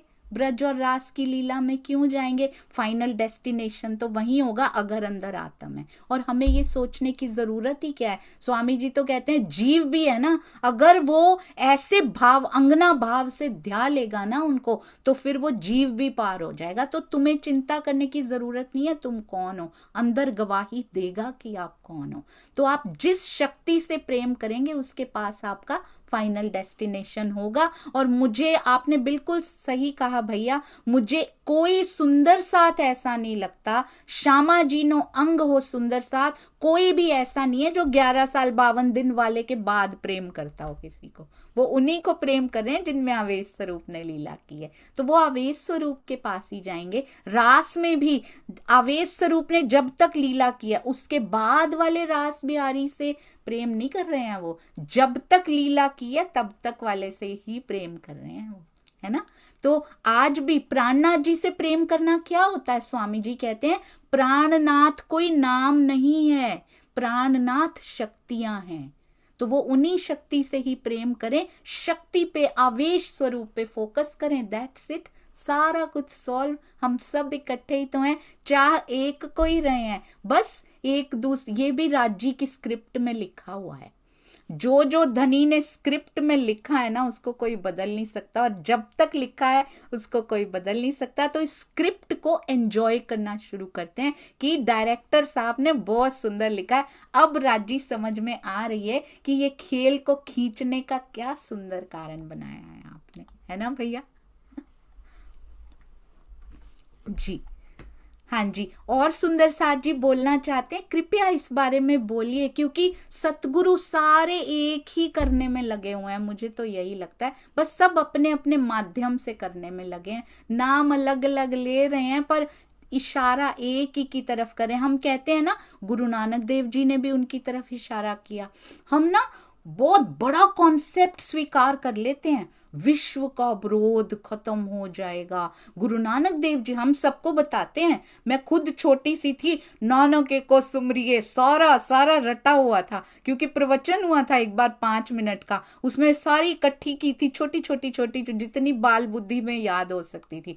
ये कुरान में लिखा हुआ है, ये कुल हु अल्लाह अहद, ये गुरु नानक देव जी की बानी में लिखा, ये इसमें लिखा, ये इसमें लिखा। हमारे में भी तो अलग अलग नाम लिखे हैं। हम बोल रहे हैं वो वाहिगुरु कहते हैं, वो अल्लाह कहते हैं, वो गॉड कहते हैं, वो जीसस कहते हैं, हम ये कहते हैं। ये स्वीकार करता है हमारा मन, और हमारे ही सुंदर साथ अगर अलग नाम से पुकार रहे हैं तो क्या हुआ? वो ये कहते हैं, हम ये कहते हैं, पर धनी अक्षरातीत तो सबका एक है। बस इतनी सी बात है, कुछ भी बात नहीं है इसमें। हाँ जी प्रवीण भाई जी, प्रणाम जी। राम जी जी, मेरे को एक अच्छा लगा कि स्वामी जी ने बताया कि धर्म और न्याय, उसके साथ सत्य तो होना चाहिए। सत्य नहीं होगा तो परमात्मा आपके पास खड़े नहीं रहेंगे। जैसे कि जब 5 पांडव थे तो धर्म के साथ थे इसलिए खड़े थे, मगर जैसे जुआ खेलने गए तो अलग हो गए वो, क्योंकि वहां वो सपोर्ट नहीं किया, उसने तुरंत हट गए, क्योंकि वो सत्य नहीं था। वो अपनी पत्नी को दाव पे लगा रहे थे, जुआ खेल रहे थे, तो वहां अलग हो गए। इसीलिए सत्य तो साथ में होना जरूरी है, क्योंकि धर्म में भी पार्शियलिटी होती है, कोई सुंदर साथ अच्छा लगेगा, कोई सुंदर साथ नहीं लगेगा, तो ऐसा नहीं, सबके साथ एक ही प्रेम, एक ही सत्य, सब एक ही है, ऐसा हो। इसलिए सत्य का महत्व तो धर्म और न्याय के साथ इससे भी ऊपर है। वो साथ में होगा तभी वो सत्य होगा, तभी साथ में आएंगे वो। तो बहुत अच्छा लगा, क्योंकि कुरान में भी ये लोग इबादत तो करते हैं, 5 दफे नमाज पढ़ते हैं, सब कुछ करते हैं, मगर कुरान को छोड़ के शरीयत पकड़ रहे हैं, तो इसीलिए वो करने से कोई फायदा नहीं, वो कर्मकांड हो जाता है। मगर जो सच्चे कुरान को एक एक शब्द को पढ़ के वो मथन करेगा, उसके प्रे करेगा, तो सत्य के साथ रहेगा, क्योंकि उसमें सत्य भी है ना, शरीयत नहीं है। तो वो करेगा तो वो भी तीसरी बहिश्त में जा सकता है, फिर तो उसको भी दर्शन होंगे तीसरी बहिश्त के, मोहम्मद साहब के जैसे हुआ ऐसे। प्रणाम जी। प्रणाम जी भाई, बिल्कुल सही आपने कहा। हम कहते हैं शरीयत, स्वामी जी एक बड़ी सुंदर, जैसे वाणी में है ना, अलग अलग अवस्थाओं के हिसाब से अलग अलग बातें लिखी गई हैं। स्वामी जी कहते हैं मेहर सागर तुम लोगों के लिए नहीं है, अब तुम मत पढ़ो, तुम आगे चलो, अब मंथन करो, अब चितवन करो, पर बच्चों के लिए बहुत अच्छा है। बच्चों के लिए मना नहीं करते, बच्चों को नहीं कहते कि अभी तुम मंथन करने बैठ जाओ, क्योंकि हर बात की एक विशेष अवस्था होती है। पहले बच्चों को इसी के थ्रू ही लगाया जाता है। स्वामी जी कभी विरोध नहीं करते कि सेवा पूजा मत करो, कहते बच्चों से करवाओ। बच्चों मतलब क्या होता है? क्या जो छोटी एज के हों?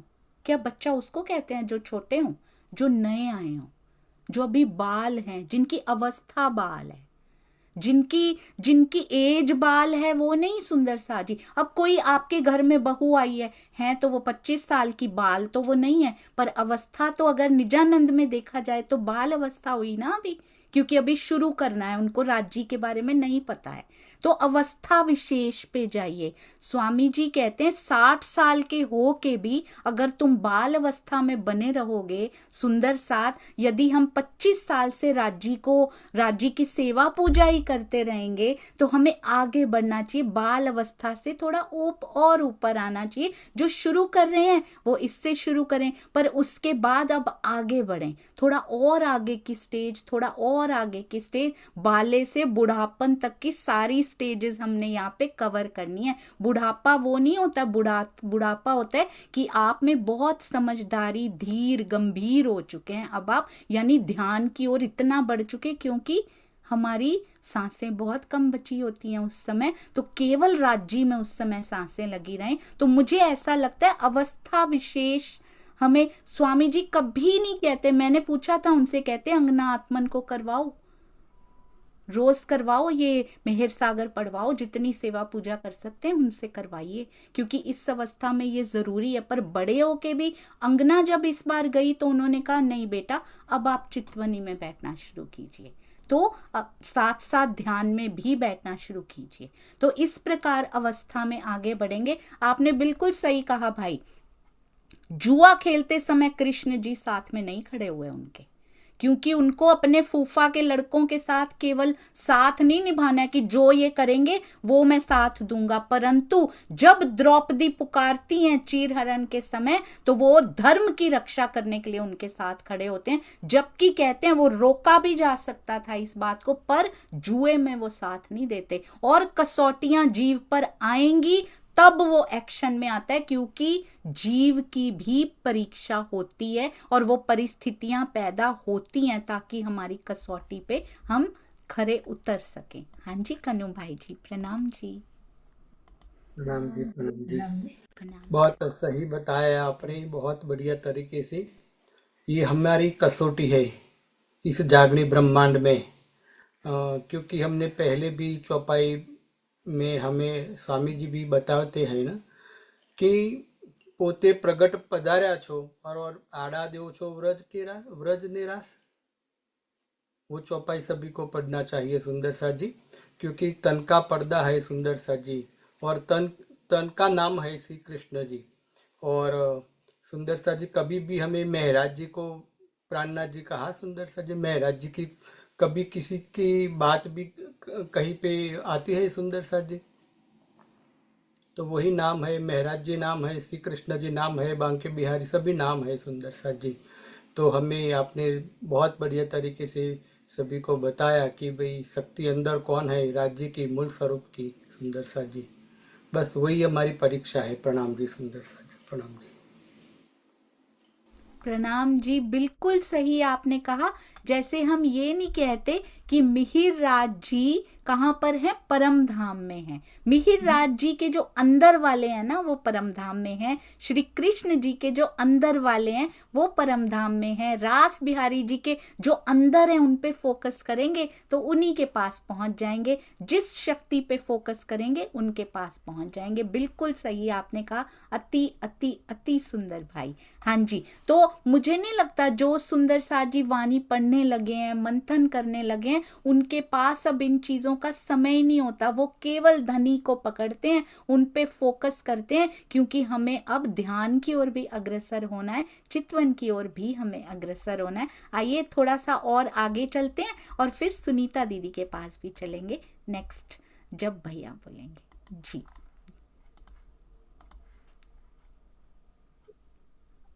जी भैया।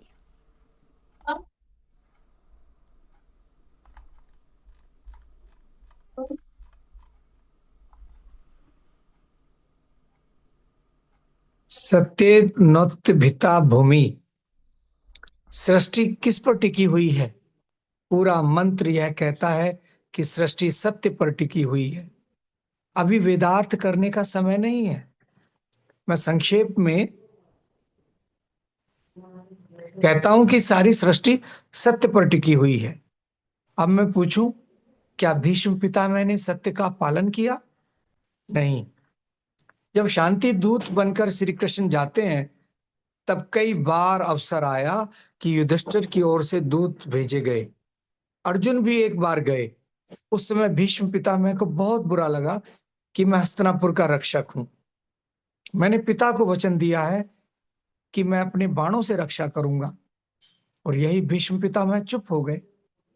बाद में जब वे सरसैया पर पड़े, तब उन्हें अनुभव हुआ और उन्होंने कहा, यतो कृष्ण अस्ततो धर्म, यतो धर्म अस्ततो जया। उन्होंने युधिष्ठिर से कहा, युधिष्ठिर, तुम्हारी विजय इसलिए हुई है क्योंकि तुम सत्य और धर्म पर अवलंबित रहे हो। पांडवों के पास कितनी सेना थी? केवल 7 अक्षौणी। और कौरवों के पास थी 11 अक्षौणी सेना। 11 अक्षौणी सेना ने भीष्म पितामह को इच्छा मृत्यु का वरदान था। द्रोणाचार्य के पास जब तक धनुष बाण है, कोई उन्हें मार नहीं सकता। कृपाचार्य और अश्वत्थामा भी अवध्य थे, उन्हें कोई मार नहीं सकता था क्योंकि दोनों अमर माने जाते थे।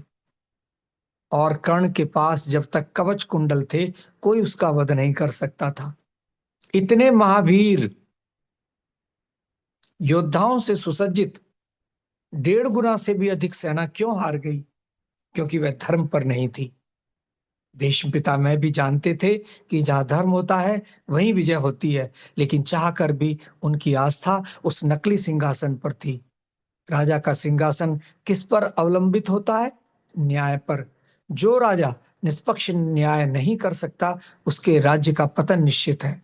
संसार की कोई शक्ति उसकी रक्षा नहीं कर सकती। जो व्यक्ति संस्था या समाज सत्य का अनुसरण करता है, वही सुरक्षित रहता है।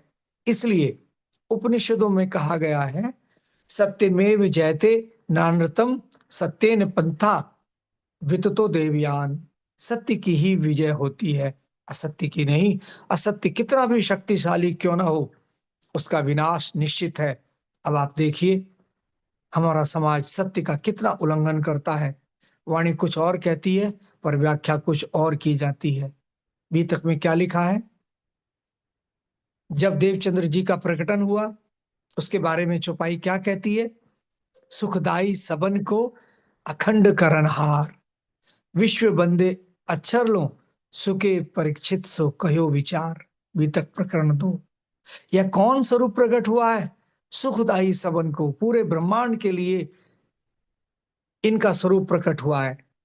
अखंड करनहार, सारे ब्रह्मांड को इनके ज्ञान से मुक्ति मिलेगी।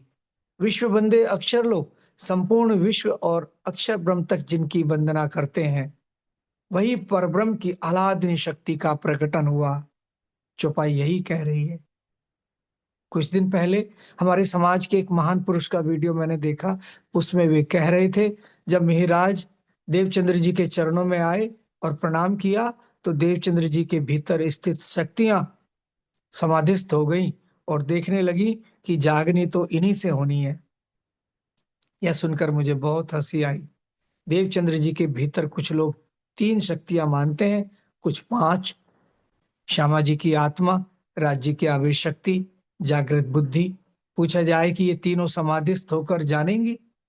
अब प्रश्न है कि राज्य के आवेश स्वरूप को समाधिस्थ होने की क्या आवश्यकता है?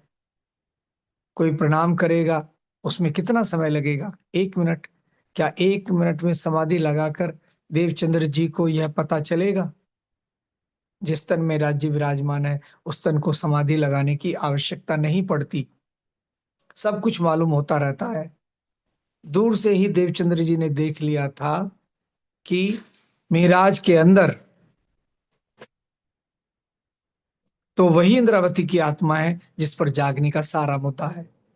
समाधि जानबूझ करके जोड़ा जा रहा है ताकि उनकी गणना साधकों में हो जाए। समाधि कौन लगाता है? साधक लगाता है। साधक किसे कहते हैं? साध्य को पाने के लिए जो प्रयासरत रहता है वह साधक है, और जब लक्ष्य को प्राप्त कर लेता है तो वह सिद्ध कहलाता है। वाणी क्या कहती है? रेहू नाही सिद्ध साध संत रि भगत, नाहू वैष्णव अपरस आचार। अर्थात न मैं सिद्ध हूं, न साधु हूं, न संत हूं, और न ही वैष्णव या अपरस आचार वाला हूं। लेकिन हम जबरदस्ती कहते हैं कि देवचंद्र जी महाराज क्या है? श्री कृष्ण परमात्मा के अनन्य भक्त। और उस अनन्य भक्त के शिष्य कौन है? महामती प्राणनाथ। जब हम इस तरह की फिलॉसफी समाज पर थोपते हैं तो वाणी के सिद्धांतों की अवहेलना कर बैठते हैं।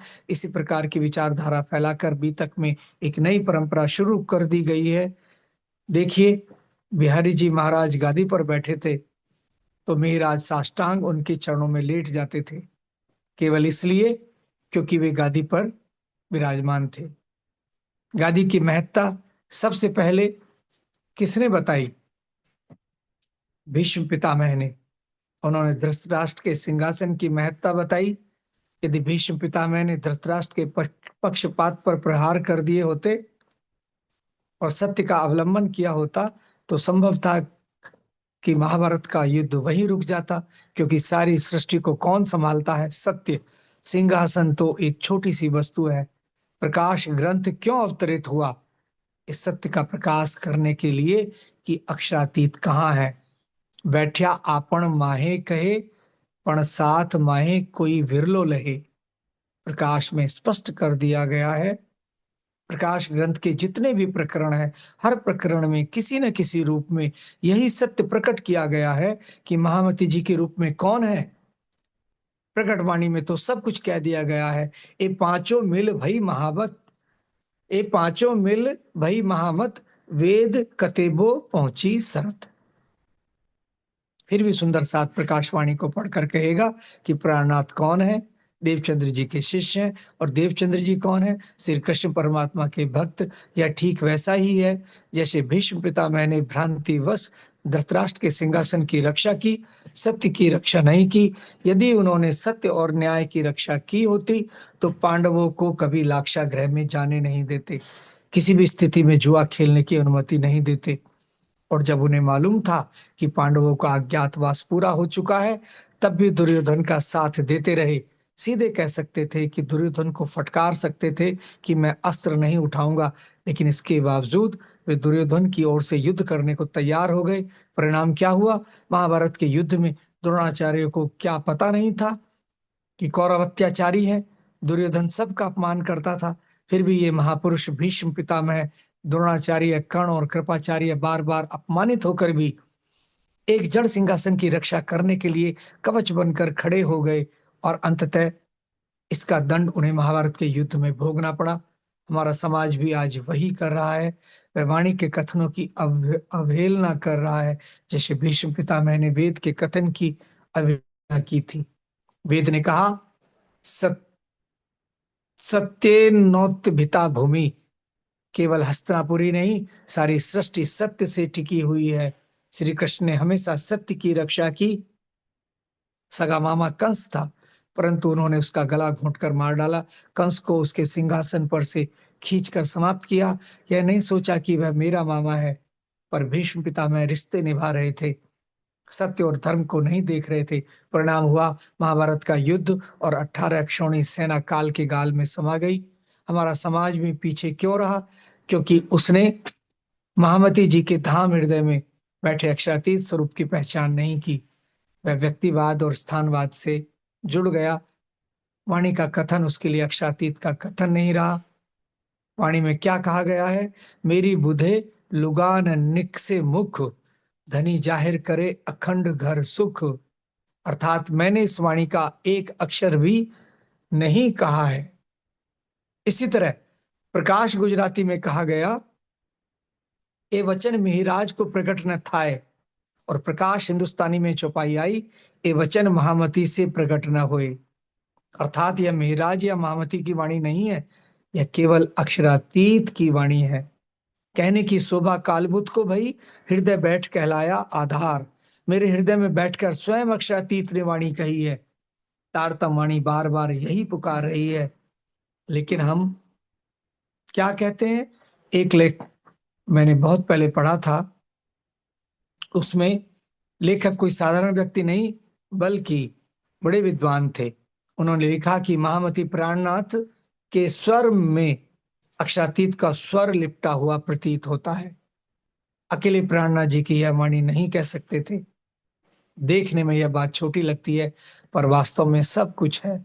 इससे प्राणनाथ जी को साधारण व्यक्ति बना दिया गया। एक और विद्वान थे, अब वे भी नहीं रहे। वे कहते थे कि प्राणनाथ जी की लीला तो मनुष्य की लीला है। देखिए, दिल्ली में जब जाते हैं तो कहाँ कहाँ भटकना पड़ता है, सिफारिश करनी पड़ती है। श्री कृष्ण की लीला तो पूर्ण ब्रह्म परमात्मा की लीला है। वह कंस को मारते हैं, गोवर्धन उठाते हैं, चमत्कार करते हैं। प्राणनाथ जी में तो कोई शक्ति नहीं थी। अब उन्हें कौन बताए कि यदि चमत्कार ही देखना हो तो वाणी की चौपाई देखें। साधो कहर कही करामात, ये दुनिया तित रांचे। यदि श्री कृष्ण ने गोवर्धन पर्वत उठाया, यदि उन्होंने मरे हुए को जीवित किया, तो महामती जी के तन से भी ऐसी ही लीलाएं प्रकट हुई। उन्होंने कुबड़ा को ठीक किया, उन्होंने ललिता को स्वस्थ किया। नागजी भाई के सामने मौत खड़ी थी, मलकल मौत झलूबिया। श्री जी की कृपा दृष्टि से मौत लौट गई। यदि श्री कृष्ण ने अजगर के मुख से ग्वाल बालों को जीवित निकाला, तो श्री जी के द्वारा भी वैसी ही लीला हुई।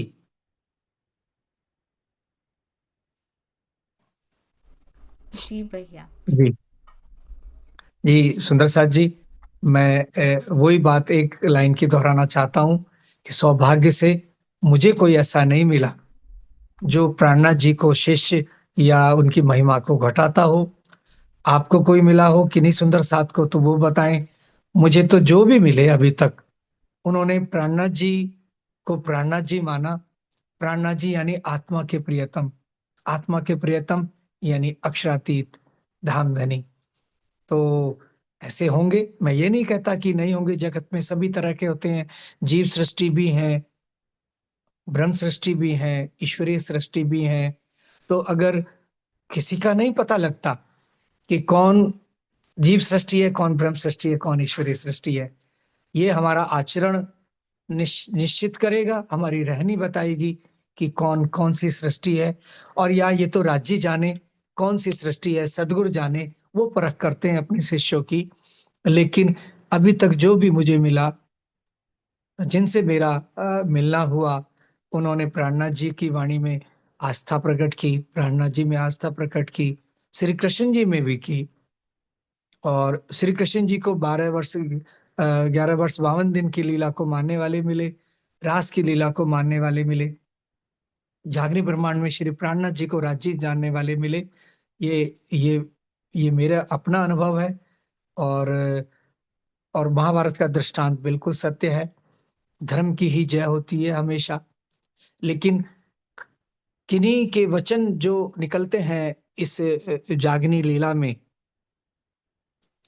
तो उन वचनों को हम उसके आधार पे किसी को ब्रह्म सृष्टि या ईश्वर सृष्टि, जीव सृष्टि, मैं अपने व्यक्तिगत बुद्धि से बोल रहा हूं कि उस आधार पे नहीं करना चाहिए। क्यों? एक उदाहरण देता हूं। बीतक में बिहारी जी के कैसे वचन थे, बिहारी जी की रहनी कैसी थी। कोई भी बिहारी जी बनना नहीं चाहेगा हम में से, कोई भी उनका जैसा व्यवहार करना नहीं चाहेगा। लेकिन वितक साहब में लिखा है वो रतनबाई की आत्म थी, यानी परमधाम की थी। और उनको कितना सम्मान दिया श्री जी ने, मिहिरराज जी ने, प्राणनाथ जी ने उनको अपने सदगुरु जैसा सम्मान दिया, साष्टांग दंडवत करते थे। उनके कटु व्यवहार के बाद भी श्री जी कैसा व्यवहार करते थे। तो किसी के यहाँ पे मेरा व्यक्तिगत विचार है कि जागनी में खेल बनाने के लिए हमारे मुख से अलग अलग वाक्य निकलवाए जा रहे हैं। वास्तव में अगर विपरीत हमारे मनोभाव नहीं होंगे तो खेल नहीं बनेगा। एक चौपाई आती है वाणी की, खंडी खांडे रोए रुलाए, यों कल्पे दो जन। एक दूसरे की खंडनी करके, एक दूसरे में दोष निकाल के, एक दूसरे को हृदय को आघात पहुंचा के कलपते हैं, दुख मिलता है। ये जागने की लीला में ऐसा खंडी खांडे रोए रुलाए, यों कल्पे दो जन, जागे पीछे देखिए तो कमी न माहे किन। जब जागेंगे तो पता लगेगा अरे किसी में तो कोई कमी नहीं थी। हमको तो आप अपने रोल मिले थे, हम तो वो निभा रहे थे। अरे हमारे डायलॉग भी हमारे नहीं थे, ये तो राज्य के हुक्म की शक्ति ने लिख दिए कि जो हमने उस वक्त बोले एक दूसरे के प्रतिकूल। लेकिन जिस दिन जागेंगे तो उस दिन एहसास होगा कि ये जो कहा था ना, मैंने नहीं कहा था, मुझसे कहलवाया गया था। किसी के कौन सी ऐसी शक्ति काम कर रही थी जो मेरी बुद्धि ऐसी हो गई थी। तो ये जागने का जो खेल बना है, ये उस खेल के अनुसार व्यवहार हमारा पृथक-पृथक है। वास्तव में किसी में कोई दोष नहीं है और जब जागेंगे सब निर्दोष दिखाई देंगे। मुझे लगता है जो आज यहाँ खेल में प्रतिकूल हैं, यानी एक को नॉर्थ पोल कहो, एक को साउथ पोल कहो, एकदम विपरीत हैं। हो सकता है कि वो मूल मिलावा में जो सबसे निकटस्थ सखियाँ बैठी हैं गलवहियाँ डाल के, वो वही निकट हों जो आज यहाँ बिल्कुल प्रतिकूल नज़र आ रहे हैं कि मैं आपकी तरफ भी नहीं देखूँगा, आप इधर देखोगे तो मैं उधर देखूँगा। यही तो खेल है। इस खेल को दृष्टा बनकर वाणी को आत्मसात करके जो निकल जाएगा, वो फिर खेल के अंतिम अवस्था की तरफ पहुँचेगा। ये मेरे व्यक्तिगत विचार हैं, कहीं से प्रमाणित नहीं है, त्रुटियाँ बहुत हैं। आपको जो शब्द अच्छा लगे उसे ही रखना, जो ना लगे उसको छोड़ देना। प्रेम प्रणाम जी। प्रणाम दीदी। प्रणाम सुंदर साथ जी। प्रणाम जी भैया। मुझे एक बात और इसमें लगती है, बहुत सुंदर आपने कहा, अति सुंदर। ये सारा स्क्रिप्टेड है राजी की ओर से, बिल्कुल perfect. We did not have any choice, हमारे पास कोई चॉइस नहीं थी जब तक वाणी नहीं थी। बिहारी जी के पास चॉइस नहीं थी क्योंकि उन्होंने वाणी को जाना नहीं था। बस वही किताबें उनके पास आई और उन्होंने नकार दिया था, ये तो क्लेश है, ये कलश नहीं है। तो उनके पास चॉइस नहीं थी कि वो अपने व्यवहार को सुधार पाएं क्योंकि वाणी नहीं थी उनके पास। हम अगर आज वाणी लेकर भी अपना व्यवहार नहीं सुधार पाएंगे तो स्वामी जी कहते हैं डेफिनेटली गुनाह लगेगा। तो इट्स नॉट, ये पूरा हम ये नहीं कह सकते कि राजी तुमने ही निकलवाए मेरे मुख से गंदे गंदे शब्द जो मैंने सुंदर साथ के दिल दुखाए थे। राजी ने कहना है कि मैंने वाणी दी तो थी, तुमने पढ़ी क्यों नहीं? मैंने बोला था मेरे मीठे बोले साथ जी, तुमने पढ़ा उसको, तुमने उसका मंथन किया और मंथन करने के तुरंत बाद तुम पहुंच गए बहस करने के लिए। अब बताओ, मैं तो आकर बता रहा था तुमको, तुमने सुनी नहीं मेरी बात, कैसे जवाब देंगे राजी को? तब चॉइस नहीं थी जब तक वाणी नहीं थी। जैसे जैसे वाणी फैलती जा रही है पूरे विश्व में और सब सुंदर साथ तक पहुंच रही है, मंथन कर रहे हैं, उसके बाद तभी तो कहते हैं जब तक भूली नींद में। बिहारी जी पे कोई दोष नहीं लगेगा, ही वॉज भूली नींद में, तब लगना ही दोष। अब आप महाराज जी राम रतन दास जी को देखकर क्या रतन बाई की आत्म को कोई भी गुनाह देने की अंदर से ऐसा गुनाह कभी सोच भी सकते हैं हम? मैं तो बिहारी जी को भी कुछ कहने का दिल नहीं करता रतन बाई की आत्म को देख के। अब उन्होंने जो कर दिया है ना इस ब्रह्मांड में कुछ साल पहले ही आके, अब हम रतन बाई की आत्म, क्योंकि जब लग भूली नींद में उनको तब भी कोई गुनाह नहीं लगा।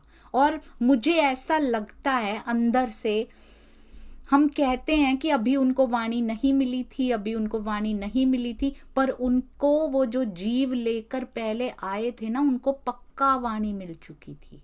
बस वो उस पे वो स्टेप वाइज आए हैं। आपने देखा कितने वर्ष बीत गए रतन बाई की आत्म को भी, कितने वर्ष, तकरीबन 300 वर्ष तो बीत ही गए बिहारी जी से अब तक आते हुए। कितने तन वो लेकर आए हैं, कितने जीव लेकर आए बीच में। उनको जरूर वाणी मिल गई हो क्या पता, पर अभी लेने का समय नहीं आया होगा। वो अगले जीव में पूरी शोभा देनी थी उनको, महाराज जी राम रतन दास जी होने की, परमहंस होने की उनको। तभी तो उनका जीवन चौपाइयों का अनुवाद लगता है मुझे, तो वो साक्षात चलते फिरते टीका लगते हैं। वो तो मुझे लगता है उनके हुक्म से सरकारश्री और स्वामी जी ने तो लिपिबद्ध किया है, उस टीका को लिपिबद्ध किया। वो चलते फिरते टीका है महाराज जी स्वयं। जैसे महामती प्राणनाथ जी चलती फिरती वाणी है, वो लिखी हुई वाणी नहीं है, वो चेतन वाणी है। इसी प्रकार महाराज जी चलते फिरते टीका है उनका जीवन,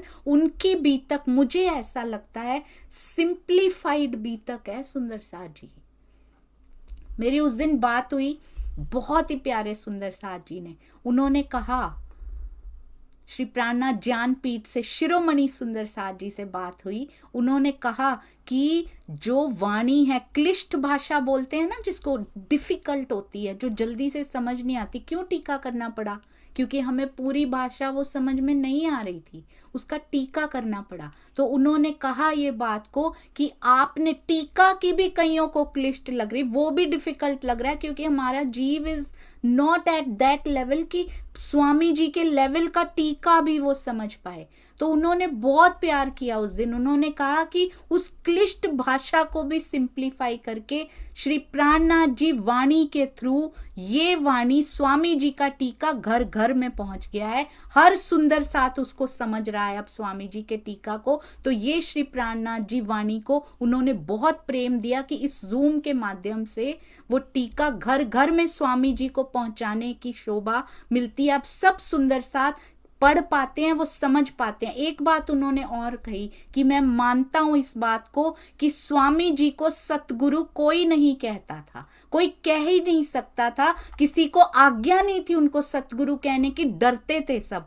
पहली बार श्री प्राणनाथ जी वाणी पर उनको सतगुरु कहकर उद्बोधन किया गया, और अब सुंदर साथ इतने खुल चुके हैं कि YouTube के कमेंट्स में भी उनको सतगुरु कहकर बुलाया जाता है, क्योंकि मुझे ये मेरा मौलिक अधिकार है कि जो मेरे सतगुरु हैं मैं उनको सतगुरु कह सकती हूँ, और आप भी अपने सतगुरु को सतगुरु कह सकते हैं। सारे पूजनीय हैं। मैंने कभी नहीं कहा कि आप भी स्वामी जी को सतगुरु बना लीजिए, मैंने कभी नहीं कहा। मैंने कहा वो मेरे सतगुरु हैं, उन्होंने ये काम किए हैं, तो आप उनका टीका पढ़िए, आपको अच्छा लगेगा। और आप सबके सतगुरु पूजनीय, हम सबके, क्योंकि सब राज्य का ही आदेश का पालन कर रहे हैं सुंदर साथ जी, उन्हीं के कहने से सब कुछ हो रहा है। तो मुझे बहुत अच्छा लगा उनसे ये बात सुनकर कि स्वामी जी का टीका घर घर पहुंच रहा है, स्वामी जी घर घर पहुंच रहे हैं। और उन्होंने कहा सोशल मीडिया का बेस्ट प्रयोग श्री प्राणनाथ जी वाणी जूम से हो रहा है, और हमें इस बात की बहुत खुशी है। तो ये आप सब सुंदर साथ जी के सहयोग से हो रहा है। मैं एक बात और कहना चाहूंगी, श्री बीतक साहब का अखंड पारायण बहुत जल्दी विद इन 2 वीक्स में भी, 2 और 3 वीक्स में प्लान किया जा रहा है। उसमें 10-12 घंटे से ज़्यादा नहीं लगेंगे। हमने चौपाइयाँ उसकी गिनकर थोड़ा सा अंदाज़ा लगाया है। उसमें प्रेफरेंस दी जाएगी बाल और युवा सुंदर साथ जी को, जो बाल आत्मदर्शनम में बैठते हैं उन सुंदर साथ को, परंतु आपके कोई बच्चे बहुएं नए आए हुए सुंदर साथ जो हैं उनके दिल में बीतक के प्रति आकर्षण बढ़े, आस्था बढ़े, तो उनको पहले प्रायोरिटी दी जाएगी। आप किसी के नाम लिखवाना चाहेंगे, इस बार डायरेक्ट नाम नहीं लिखे जाएंगे, उनको स्वयं आकर नाम लिखवाना होगा, और उनका इंटरनेट उसी समय चेक होगा, ताकि वॉइस रूम में बैठे सुंदर साथ को उतनी प्रॉब्लम्स ना आए कि हमने सुंदर साथ की शक्ल भी नहीं देखी हुई और वो प्रैक्टिस में भी नहीं आ पा रहे हैं, पर वो पारायण में आए हैं, सभी सुंदर साथ जी आए हैं। पर इस बार नाम लिखने से पहले आवाज़, इंटरनेट और स्वयं नाम लिखवाने आएंगे। तो और अगर बच्चे थोड़े कम हैं हमारे पास, डेफिनेटली वो 10-12 घंटे नहीं निभा पाएंगे और दिन में ही पारायण हो जाएगा। डोंट वरी, बीतक साहब का अखंड पारायण आज तक नहीं हुआ, हमारे कहीं भी नहीं हुआ, समाज में कहीं भी नहीं हुआ, वो पहली बार होगा। और सुंदर साथ जी के हृदय में उपजा, और वो 2-3, क्योंकि बच्चों की छुट्टियां आने वाली हैं दिसंबर में, तभी प्लान किया जाएगा 3 वीक्स में ही, जब उनकी छुट्टियां होती हैं। आप सभी को इन्फॉर्म कीजिएगा, आके हम उनकी बारी और नाम उसी समय उनको देते चले जाएंगे जैसे जैसे वो आएंगे। और यदि ज़रूरत पड़ी तो बड़ों को साथ में लिया जाएगा, यदि बच्चे वो पूरा नहीं कर पाएंगे। और यदि बच्चे इंटरेस्टेड हुए और हमारे पास बारियां हैं, वो 2 या 3 बारियां लेना चाहते हैं, तो उन्हीं को ही प्रेफरेंस दी जाएगी कि ये बच्चे ही निभाएं, तो बहुत अच्छा होगा। जो हिंदी अच्छे से पढ़ पाते हो उन सब बच्चों, युवाओं, बहुओं, बेटों, मैं बाल का मतलब बाल नहीं है, बाल अवस्था भी हो सकती है। जिन्होंने आज तक बीतक नहीं पढ़ी वो भी बाल अवस्था ही है। नए सुंदर साथ, चाहे वो 60 साल के क्यों ना हो, बिल्कुल अभी तारतम लिया हो, they are also most welcome. तो ये नए सुंदर साथ के लिए बीतक का आकर्षण बढ़ाने के लिए ये किया जा रहा है। प्रणाम जी। हम चलते हैं हमारी प्यारी सुनीता सिंगल दीदी के पास। प्रणाम जी दीदी। वो आपकी आवाज नहीं आ रही दीदी जी। आ रही है दुष्यंत भैया? नहीं आ रही जी। नहीं आ रही। एक बार म्यूट करती हूँ, फिर से अनम्यूट करती हूँ। अब बोल के देखिए। नहीं आ रही दीदी। आप लीव करके आइए, कोई बात नहीं, आप लीव करके आइए। तब तक हम एक और सुंदर साथ जी के पास चलते हैं। मनसुख भाई जी प्रणाम जी। और ऑल सुंदर साथ जी आर मोस्ट वेलकम। आप हैंड रेस कीजिए, अपने विचार दीजिए। हम स्वामी जी की तो छाया भी नहीं है, तो कभी कभी पता नहीं लगता कि आपके दिल में बोलने की चाह है पर बोल नहीं पा रहे हैं। तो जरूर सामने आइए, कैमरा भी ऑन करेंगे तो पकड़ लेंगे हम सुंदर साथ। प्रणाम जी मनसुख भाई जी और फिर सुनीता दीदी जी। भाई प्रणाम जी सुंदर साथ जी। प्रणाम जी। ये आज का वो मंथन हुआ है, वो मंथन के लायक मैं तो हुई नहीं, लेकिन मैं ये बाल में हूँ, क्योंकि मैंने आज तक कभी भी ऐसी चर्चा सुनी नहीं। और बात यही है कि दुष्यंत भैया ने बोला कि सुंदर साथ जी, हमें अपने सामने कोई किसी ने ऐसा बताया कि ये प्राणनाथ जी का तन है, हमारे जैसे मनुष्य जैसे तन से लीला हुई है। तो ये हमें वाणी का पढ़ना पढ़ते हैं तो उसी में से मायना नहीं लेते हैं, क्योंकि हम ऊपर ऊपर से ये पढ़ जाते हैं और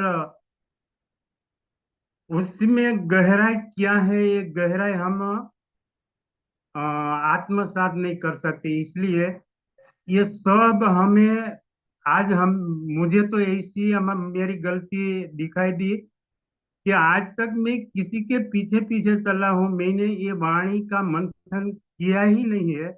मैं तो पढ़ रहा हूँ, पढ़ते जा रहा हूँ। ये मोल न कहिए इन मोती को, मैं चौपाई के बहुत कच्चा हूँ, चौपाई मुझे बहुत याद नहीं रहती कि ये मोती है, ये मोती का मोल नहीं करना चाहिए।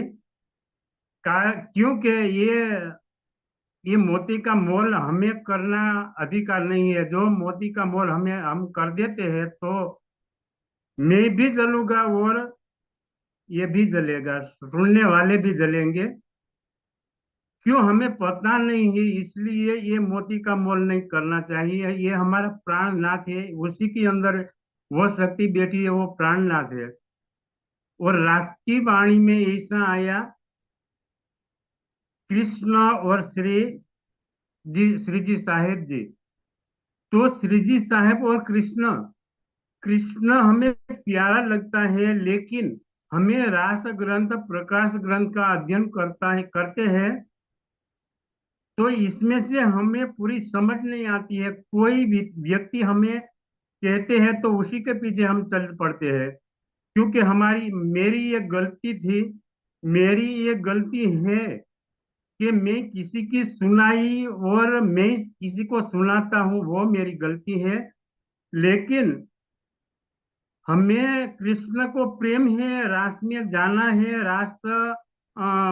ब्रज में जाना है, रास में जाना है, फिर भी हमें ब्रज में जाना है। कृष्ण सही है, उसी में शक्ति सही है, लेकिन मैं ब्रज की तरह प्रेम की लीला में शामिल नहीं होता हूँ। इसलिए ये प्रेम करना हमें जागने ब्रह्मांड ने सिखाया है और ये वाणी ने सिखाया है। ये वाणी शब्दातीत है, क्योंकि ये वाणी, ये माया माहे न केवाय वाणी, साथ माटे केवाणी। किसके लिए केवाणी? ये साथ माटे केवाणी है। इसलिए ये वाणी की कोई गरिमा वो नीचे दिखाने की कोशिश मत करिए, क्योंकि हमें पूरा ही पहुंच नहीं है। हमारे ये प्रेम मंदिर में, ये जूम मीटिंग में कैसी कैसे हमारी भावना है और हमें कैसा कैसा व्यवहार करना है, ये सब सिखाती है। और हमें किसी भी हमने भाव रखने की बात करते हैं तो हमें ऐसा सोचना चाहिए, અને बोलते भी है कि वो शिरोमणि सुंदर साथ, किसी को नीचा हमें हमने दिखाने के लायक नहीं है, किसी को नीचा दिखाते ही नहीं है। इसीलिए ये प्रेम मंदिर हमारा ऐसा है कि हमें किसी की अवगणना नहीं करना है, निंदा रस नहीं लेना है, ये ब्रह्मवाणी लेना है। ये ब्रह्मवाणी से हमें सब कुछ मिलता है और हमें अध्ययन करना है और मंथन करना है। मंथन करते करते हमारे आत्मा तक पहुंचाना है, तो हमें पता चलेगा। व्यक्ति प्रेमी मत बनिए, धाम धनी स्वरूप के प्रेमी बनिए, तो ही हमें सार्थक इस संसार में ये सुंदर साथ के कहने के लायक है। बाद में नहीं, सामाजिक अंग सुंदर साथ, ये सामाजिक का अंग हम है। तो सभी सुंदर साथ जिसने तारतम्य लिया है वो सभी सुंदर साथ सामाजिक के अंग है। तो किसी के काटने की, नीचा नीचा दिखाने की मत सोचिए। इसीलिए सुंदर साथ जी, ये प्रकाश ग्रंथ हमारा ऐसा है कि ये हमने उजाला की तरफ ले चलता है। ये वाणी हमारी ऐसी है। और शटरुति हमें ऐसी रास्ता दिखाती है कि विरह में कैसा जाना, किस तरह जाना है। और कलश वाणी में तो शब्दातीत कह दिया है। तो शब्दातीत में सभी अवतारों का वर्णन आता है, भागवत का सार आते हैं, दूध पानी का बिछोड़ा, गोलोक लीला, ये सब भी आते हैं। लेकिन हमें ब्रज में जाना नहीं चाहते हैं। बाद में विवादी ही खड़ा करते हैं कि हमें कृष्ण ही है, परम धाम में कृष्ण है और यहाँ भी कृष्ण है जागरण ब्रह्मांड में। तो हमें ब्रज में तो जाना चाहिए ना, ब्रज में पहुंचे और हमें ये प्रेम सीखे। फिर भी हम कह सकते हैं कि हम तो कृष्ण प्रेमी है, हम तो कृष्ण प्रणामी है, हम तो श्री जी साहेब वाले हैं। श्री जी ने क्या कहा, कृष्ण किसे हमें क्या मिला और रास में हमें क्या मिला, विरह में हमें नहीं जाना चाहते हैं। वो 52 दिन तक विरह किया तो विरह में हमें नहीं जाना, जुदागी की तो वो जुदागी का विरह हमें नहीं जाना चाहते हैं। और रास में अंतर्ध्यान हो गई है, तो अंतर्ध्यान हो गए होने के पश्चात हमें कैसा विरह किया था, कैसा ब्रज की लीला का नाटक किया था, वो भी हमें नहीं जाना चाहते हैं। लेकिन यहाँ तो वो अवतार छोटे छोटे भागवत के कथा करते हैं, तो कथा में छोटे छोटे हमें नाटिका बजवते हैं। तो नाटिका में वो ही वेशभूषा लेते हैं कि वो वामन अवतार का वेश धारण करते आते हैं, छाता लेके आते हैं, उसमें वो पाताल में भेज देते हैं बलि राजा को। ऐसे ऐसे नाटक बजाते। हमें नाटक बजाना है, नाटिका करनी है, तो हमारी जागनी लीला की नाटक किया करे तो बहुत ही अच्छा है। बाद में तो हमें सब पता है। और मैंने दुष्यंत भैया ने कहा कि किसी के साथ पास मैंने सुना नहीं है कि ये नीचा नीचा दिखाते। मैंने अपने कानों से और सामने बैठे मैंने सुना है कि अच्छे अच्छे वक्ता ऐसे बोलते हैं कि पहला आचार्य देवचंद्र, दूसरा आचार्य प्राणनाथ जी, तो सामने बैठे वाला प्रमुख सुंदर साथ, प्रमुख पद लेने वाला सामने बैठा हो तो उसी को के पीछे हटो, ये नहीं बोलना चाहिए, ऐसा नहीं बोलता। तो हमारी भी गलती होती है। मैं भागवत सुनता हूँ, क्या कभी कभी वो प्रोग्राम होता है ना, तो मैं सोचता हूँ कि इसके सामने मैं एकांत में बैठते मैं कहूँ कि ये आचार्य क्यों बोलते हैं। तो मेरे धनी मुझे पीछे हटा देते हैं कि ये विचार हमें नहीं रखना चाहिए। तो वो तो खुद पीछे हट जाएंगे। ये झूठ तो झूठ ही रहेगा, सच तो सच ही रहेगा। सुंदर साथ जी, मुझे तो बहुत कुछ कहना है, फिर भी मुझे हिंदी नहीं आती है ना, मुझे शब्द में बहुत गलत से कुछ बोलना चाहता हूँ, कुछ बोल जाता हूँ ना। इसीलिए सुंदर साथ के कोई किसी भी दिल में ठेस ना पहुंचे, इसलिए मैं सुंदर साथ प्रणाम जी। प्रणाम जी। अभी आपको हिंदी नहीं आती है तो इतना अच्छा बोल देते हैं मनसुख भाई जी। बहुत सुंदर, अति। और आपकी हिंदी में कोई कमी नहीं है, पूरी समझ में आती है। आप गुजराती में भी बोलेंगे वो भी समझ में आ जाती है, और हिंदी तो बहुत सुंदर समझ में आती है। सुंदर साथ जी, आपने कभी बीतक साहब में पढ़ा है कि प्राणनाथ जी ने बिहारी जी का विरोध किया हो? किसी एक चौपाई में आया हो कि प्राणनाथ जी बिहारी जी का विरोध करते हैं? वो कहते हैं इसने मुझे जेल में डाला है, चलो लालदास बहुत पैसा है तुम्हारे पास। तब था लालदास जी 99 जहाज चलते हैं, मेरे पीछे इतने तगड़े सुंदर साथ हैं, खूब धन वाले, जाओ जाओ बिहारी जी को जेल में डलवा के आओ। कभी करते हैं सुंदर साथ जी? उनके पास भी हैं चिंतामणि, कितने शिष्य हैं उनके, 1000 शिष्य हैं, जाओ 4 शिष्यों को भेजो, इनका काम करके आओ। कुछ करते हैं? प्राणनाथ जी कोई नुकसान पहुंचाते हैं, वो उनको जेल में डलवाते हैं, है ना? और वो क्या करते हैं, अपनी पत्नी के आभूषण भी दे देते हैं। कहाँ पे? सारे इकट्ठे हुए थे ना, बड़े धन वाले अब्बासी बंदर से बहुत आभूषण मिले थे, धन मिला था, पैसा मिला था, बहुत कुछ मिला था। क्या करते हैं? उन्हीं के चरणों में, क्योंकि उनको पता है, हो मेरी बाई रतन, हो सही मेरी बाई रतन। उनको पता है ये रतन बाई है। हम उन बाई को देख नहीं पा रहे हैं, हम विरोध में खड़े हो जाते हैं। भीम भाई खड़े होते हैं, पर ये क्या क्या वो कहते हैं कि अब हम बिहारी जी को छोड़ेंगे नहीं? नहीं, वो कहते हैं वहां पे प्रणाम करने नहीं भेजेंगे बस।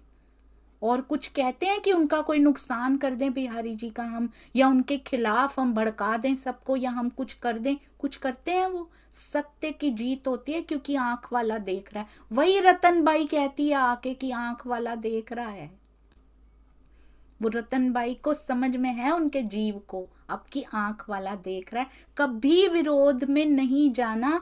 जो पहचान पा रहे हैं ना, एक दूसरे के बिल्कुल विरोध में खड़े हैं, वही आत्माएं वो कर सकती हैं। उनको राज्य का प्लानिंग समझ में आ रही है, हमें समझ में नहीं आ रही, तो बीच में ना पड़े सुंदर साथ जी। गुनाह कमाने के लिए बीच में ना पड़े। वो समझ पा रहे हैं, वो उस लेवल पे हैं। हम अपनी आत्म जागृति पे ध्यान दें। हमारी अपनी, जो स्वामी जी ने इतनी किताबें लिख दी, टीके लिख दी, उनसे फुर्सत है जो हम ये सब करेंगे? बिल्कुल भी नहीं। हमें अपने पे ध्यान देना है, मीठा बोलना है, सब सुंदर साथ से प्यार करना है। क्यों? क्योंकि इसमें मेरा स्वार्थ है। कौन सा स्वार्थ? अलौकिक स्वार्थ, की हमें राज्य मिल जाएंगे, बस उसके लिए करना है। बाकी सब चीजों को छोड़ दीजिए। और कल आत्मदर्शनम की बहुत ही सुंदर बैठक हुई। मैं आपको कुछ अभी दिखाना भी चाहूंगी उसके लिए, और अभी कुछ बताना भी चाहूंगी। पहले चलते हैं हमारे सुनीता दीदी की ओर, फिर हम इस बारे में बात करेंगे। सुंदर साथ जी, हैंड रेस करना शुरू कर दीजिए कि कल का कार्यक्रम आपको कैसा लगा, क्योंकि कल बच्चे थे, हम ज्यादा समय नहीं ले पाए। कल का कार्यक्रम कैसा लगा? आपके हैंड रेस की जरूरत है, उसके लिए, सेवा के लिए हैंड रेस कीजिए, ताकि सब बताएं। मैंने देखा विजया काकी रात को 3:30 उठ के बैठी हुई हैं। वर्षा पटेल जी, उनके यहाँ 2:30 या 3:30 रात के बजे हुए हैं। वो रात को यूएसए से ज्वाइन किया हुआ था उन्होंने, इतनी आधी रात को। हम चलेंगे अभी प्यारे प्यारे सुंदर साथ जी के पास। पहले चलते हैं हमारी प्यारी सुनीता सिंगल दीदी। प्रणाम जी दीदी, प्रणाम जी। प्रणाम जी दीदी। दीदी आवाज आ रही है? बहुत सुंदर आ रही है। प्रणाम जी सुंदर साथ जी। स्वामी जी के चरणों में कोटि कोटि प्रेम प्रणाम जी। स्वामी जी की चर्चा इतनी सुंदर चर्चा है, रास और प्रकाश की इतनी प्यारी चर्चा है। मेरे भाव तो सब सुंदर साथ ने बोल ही दिए हैं, तो भी 2 शब्द आपने कहा तो बोलूंगी। चर्चा में कहा कि ब्रज में लीला करने वाला कौन था, और रास रास में भी चर्चा करने वाला ये लीला करने वाला कौन था, और जागने के अंदर भी लीला कौन कर रहे हैं, और देवचंद्र जी को जो दर्शन दिए, 3 बार दर्शन हुए, वे भी कौन थे। तो ये हमारे समझने की बात है। हमें जो है इन तनों से बाहर निकलना पड़ेगा। हमें जो उनके अंदर लीला कर रहे हैं उन पे फोकस करना पड़ेगा कि ब्रज के अंदर आवेश रूप में कौन थे, और रास के अंदर रास बिहारी जी के तन के अंदर कौन लीला कर रहे थे। और जो देवचंद्र जी को 3 बार दर्शन दिए, आरब में दिए जाते समय, और गुगनी के प्रसाद में बाल स्वरूप में दर्शन दिए, फिर श्याम जी के मंदिर में दर्शन दिए। तो इस कहने का तात्पर्य ये है कि आशय ये है स्वामी जी का कि हमें उसको जो शक्ति कार्य कर रही है हमें उसको पहचानना, तनों से बाहर निकलना है। कि ये नहीं कि हम कृष्ण कृष्ण करते रहेंगे और कृष्ण से भी दूर भागेंगे, प्राणनाथ जी करते रहेंगे, लेकिन उनके अंदर शक्ति क्या कार्य कर रही है, हमें शक्ति से जुड़ना है। तो इसमें स्वामी जी समझाना चाह रहे हैं कि जैसे भीष्म पितामह ने सत्य का साथ नहीं दिया, उन्होंने गादी का साथ दिया, उन्होंने प्रण लिया था कि मैं इस गादी का साथ दूंगा, लेकिन वो कह रहे हैं कि जो धृतराष्ट्र जी गादी से अलग रहते थे तो उनको डांट सकते थे, लेकिन गादी पे बैठे हुए को नहीं डांट सकते थे। क्यों? क्योंकि उन्होंने प्रण लिया था कि मैं गादी की रक्षा करूंगा। तो उन्होंने क्या किया? सत्य का साथ नहीं दिया। तो और युधिष्ठिर ने क्या किया? युधिष्ठिर सत्य के साथ थे, उन्होंने सत्य का साथ दिया, तो जीत किसकी हुई? सत्य की जीत हुई। तो हमें ये अंधा नहीं बनना है कि हम ऐसा प्रण ना ले लें कि हमें इनका साथ देना है, भले वो गलत राह पे चल रहे हैं, हमें सत्य का साथ देना। तो यही स्वामी जी यही समझाना चाह रहे हैं कि जैसे सत्य की जीत हुई, युधिष्ठिर की जीत हुई, भले ही वो हार गए, जुए का साथ नहीं दिया श्री कृष्ण जी ने, जुआ खेल रहे थे तो उनका साथ नहीं दिया, दे सकते थे वो, क्योंकि युधिष्ठिर भी सत्य के रास्ते पे थे, लेकिन वो जब गलत कार्य कर रहे हैं तो गलत का साथ उन्होंने नहीं दिया। तो ये स्वामी जी यही कहना चाह रहे हैं कि हमें सत्य को पहचानना है, सत्य क्या है, और सत्य कब पहचानेंगे कि हम वाणी भी पढ़ रहे हैं, वाणी के मंथन करते करते भी, अभी जैसे कन्नू भाई जी ने कहा कि अभी हमारे जागने के ब्रह्मांड में कसौटी का दिन, कि हमें कसौटी पे कैसे उतरना है। क्यों? ब्रिज के अंदर वाणी नहीं थी, रास के अंदर वाणी नहीं थी, जागने के अंदर भी कब तक वाणी आई, कब तक वाणी नहीं थी। जैसे अभी आपने कहा बिहारी जी के पास हम कह देते हैं कि बिहारी जी ने ये किया ये किया ये किया, लेकिन उनके पास वाणी नहीं थी दीदी। हमारे पास वाणी होते हुए वे कार्य कर रहे हैं, वाणी का मंथन करते हुए भी वे कार्य कर रहे हैं। क्यों? क्योंकि हमारे अंदर वो वाणी अंदर उतर नहीं रही है, अंदर आत्मसात नहीं हो रही है वो वाणी। तो स्वामी जी ये समझाना चाह रहे हैं कि हमें उस वाणी का पठन पाठन करते हुए उसको आत्मसात करना है। जैसे खिलवत में कहते हैं कि कथनी कथनी कथनी करने से नहीं होगा, कथनी को करनी में लेके आना पड़ेगा, और लेकिन करनी की भी पराकाष्ठा जब हो जाएगी, करनी करने से भी काम नहीं चलेगा, हमें रहनी में उसको लेके आना पड़ेगा। तो यही स्वामी जी समझाना चाह रहे हैं कि हमें सिर्फ शब्दों से बाहर निकलना है और तनों से बाहर निकल के वो जो लीला है, वो शक्ति जो कार्य कर रही है, जो लीला कर रही है, वो शक्ति हमें उसको पहचानना है। क्या चाहे ब्रज के कृष्ण हो, रास के कृष्ण हो, या जागने के मेहराज जी हो, हमें मेहराज जी के अंदर लीला क्या कौन शक्ति कर रही है उसको पहचानना है। और अब इसमें कहा कि देवचंद्र जी ने ध्यानस्था में आके पहचान लिया कि आपके तन से जागनी हो रही है। क्या इतनी जल्दी ध्यान अवस्था आ जाएगी? 1 सेकंड के अंदर प्रणाम करके आ जाएगी, लेकिन उनके अंदर शक्ति कार्य कर रही थी, आवेश स्वरूप में शक्ति कार्य कर रही थी, उस शक्ति ने पहचाना था उनको, ना कि वो ध्यान में बैठे थे। तो यही समझाना चाह रहे हैं स्वामी जी के हमें सत्य का साथ देना है और हमें उसकी शक्ति की पहचान करनी है, तनों से बाहर निकल के। प्रणाम दीदी, प्रेम प्रणाम जी, सुंदर। प्रणाम जी, बहुत सुंदर, अति अति सुंदर, चरणों में कोटि कोटि प्रणाम जी, बहुत सुंदर। सुंदर सा जी, मैंने एक बात देखी है, क्या किसी को फोर्स करने से वो मान जाएगा? प्रैक्टिकली देखिए, प्रैक्टिकली किसी को फोर्स करने से क्या वो मान जाता है? अपने घर में बच्चे हैं, उनको फोर्स करेंगे वो मान जाते हैं? एक बार झक मार के कर लेंगे, 2 बार आंख बचाते फिरेंगे कि अब नहीं करना, जब तक उनको समझ नहीं आती ना वो नहीं करेंगे, अपने मन से नहीं करेंगे, उनके ऊपर फोर्स करते रहो, क्या उसका फ़ायदा हुआ? मैंने देखा, मैं कहती थी मेडिटेशन करो, इससे बहुत फ़ायदा होता है, ऐसे ऐसे बोलती थी मैं, हाँ बैठ जाते हैं आंखें बंद करके, फटाफट 5 मिनट में भागने की करते हैं। क्या तब मैंने सीखा क्या फोर्स किया जा सकता है, या उससे कोई लाभ मिलता है? फोर्स करने से नहीं मिलता। अब मैं उनके उठने से पहले या तो बैठ जाती थी, या फिर वो सो चुके होते हैं तब बैठती थी, उनको तो पता ही नहीं था मम्मी बैठती है।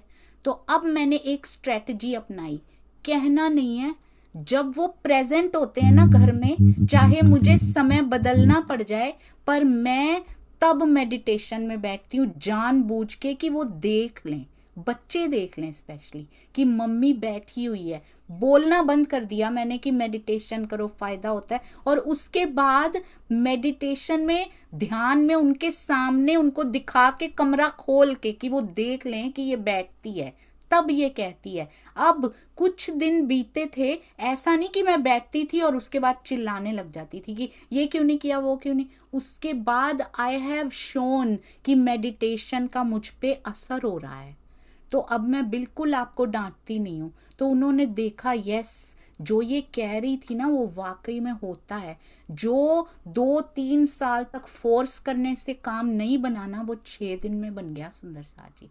वो चुपचाप खुद बैठते हैं जाके, मुझे बोलना नहीं पड़ता, और वो उस व्यवहार को शो भी करते हैं कि मैं भी अब शांत रहने लगा हूँ, मुझे भी गुस्सा नहीं आ रहा मम्मी।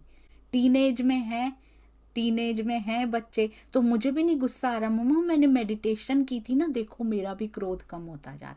मैंने तो नहीं पूछा आपसे आपका क्रोध कम हुआ है कि नहीं, मैंने तो पूछा ही नहीं आपसे आप बैठते भी हो या नहीं, पर ये असर होता है, फोर्स नहीं किया जा सकता। अच्छा, मैंने एक बात और सोची, हम कहते हैं देखो ये शक्ति को पहचानते नहीं है, ये फिर भी श्री कृष्ण जी बोलते हैं, ये ऐसा कहते हैं। ये श्री कृष्ण त्रिधा लीला होने से पहले अगर मुझे कोई ये बातें बताता था तो मैं भी ऐसे ही करती थी। समझ ही नहीं आती सुंदर साथ जी को कि ये शक्ति अंदर है। शक्तियों की समझ आई है तो हमें कोई फोर्स नहीं कर पाया, हमें कोई नहीं फोर्स कर पाया, समझ आई है तो विचार बदले हैं हमारे।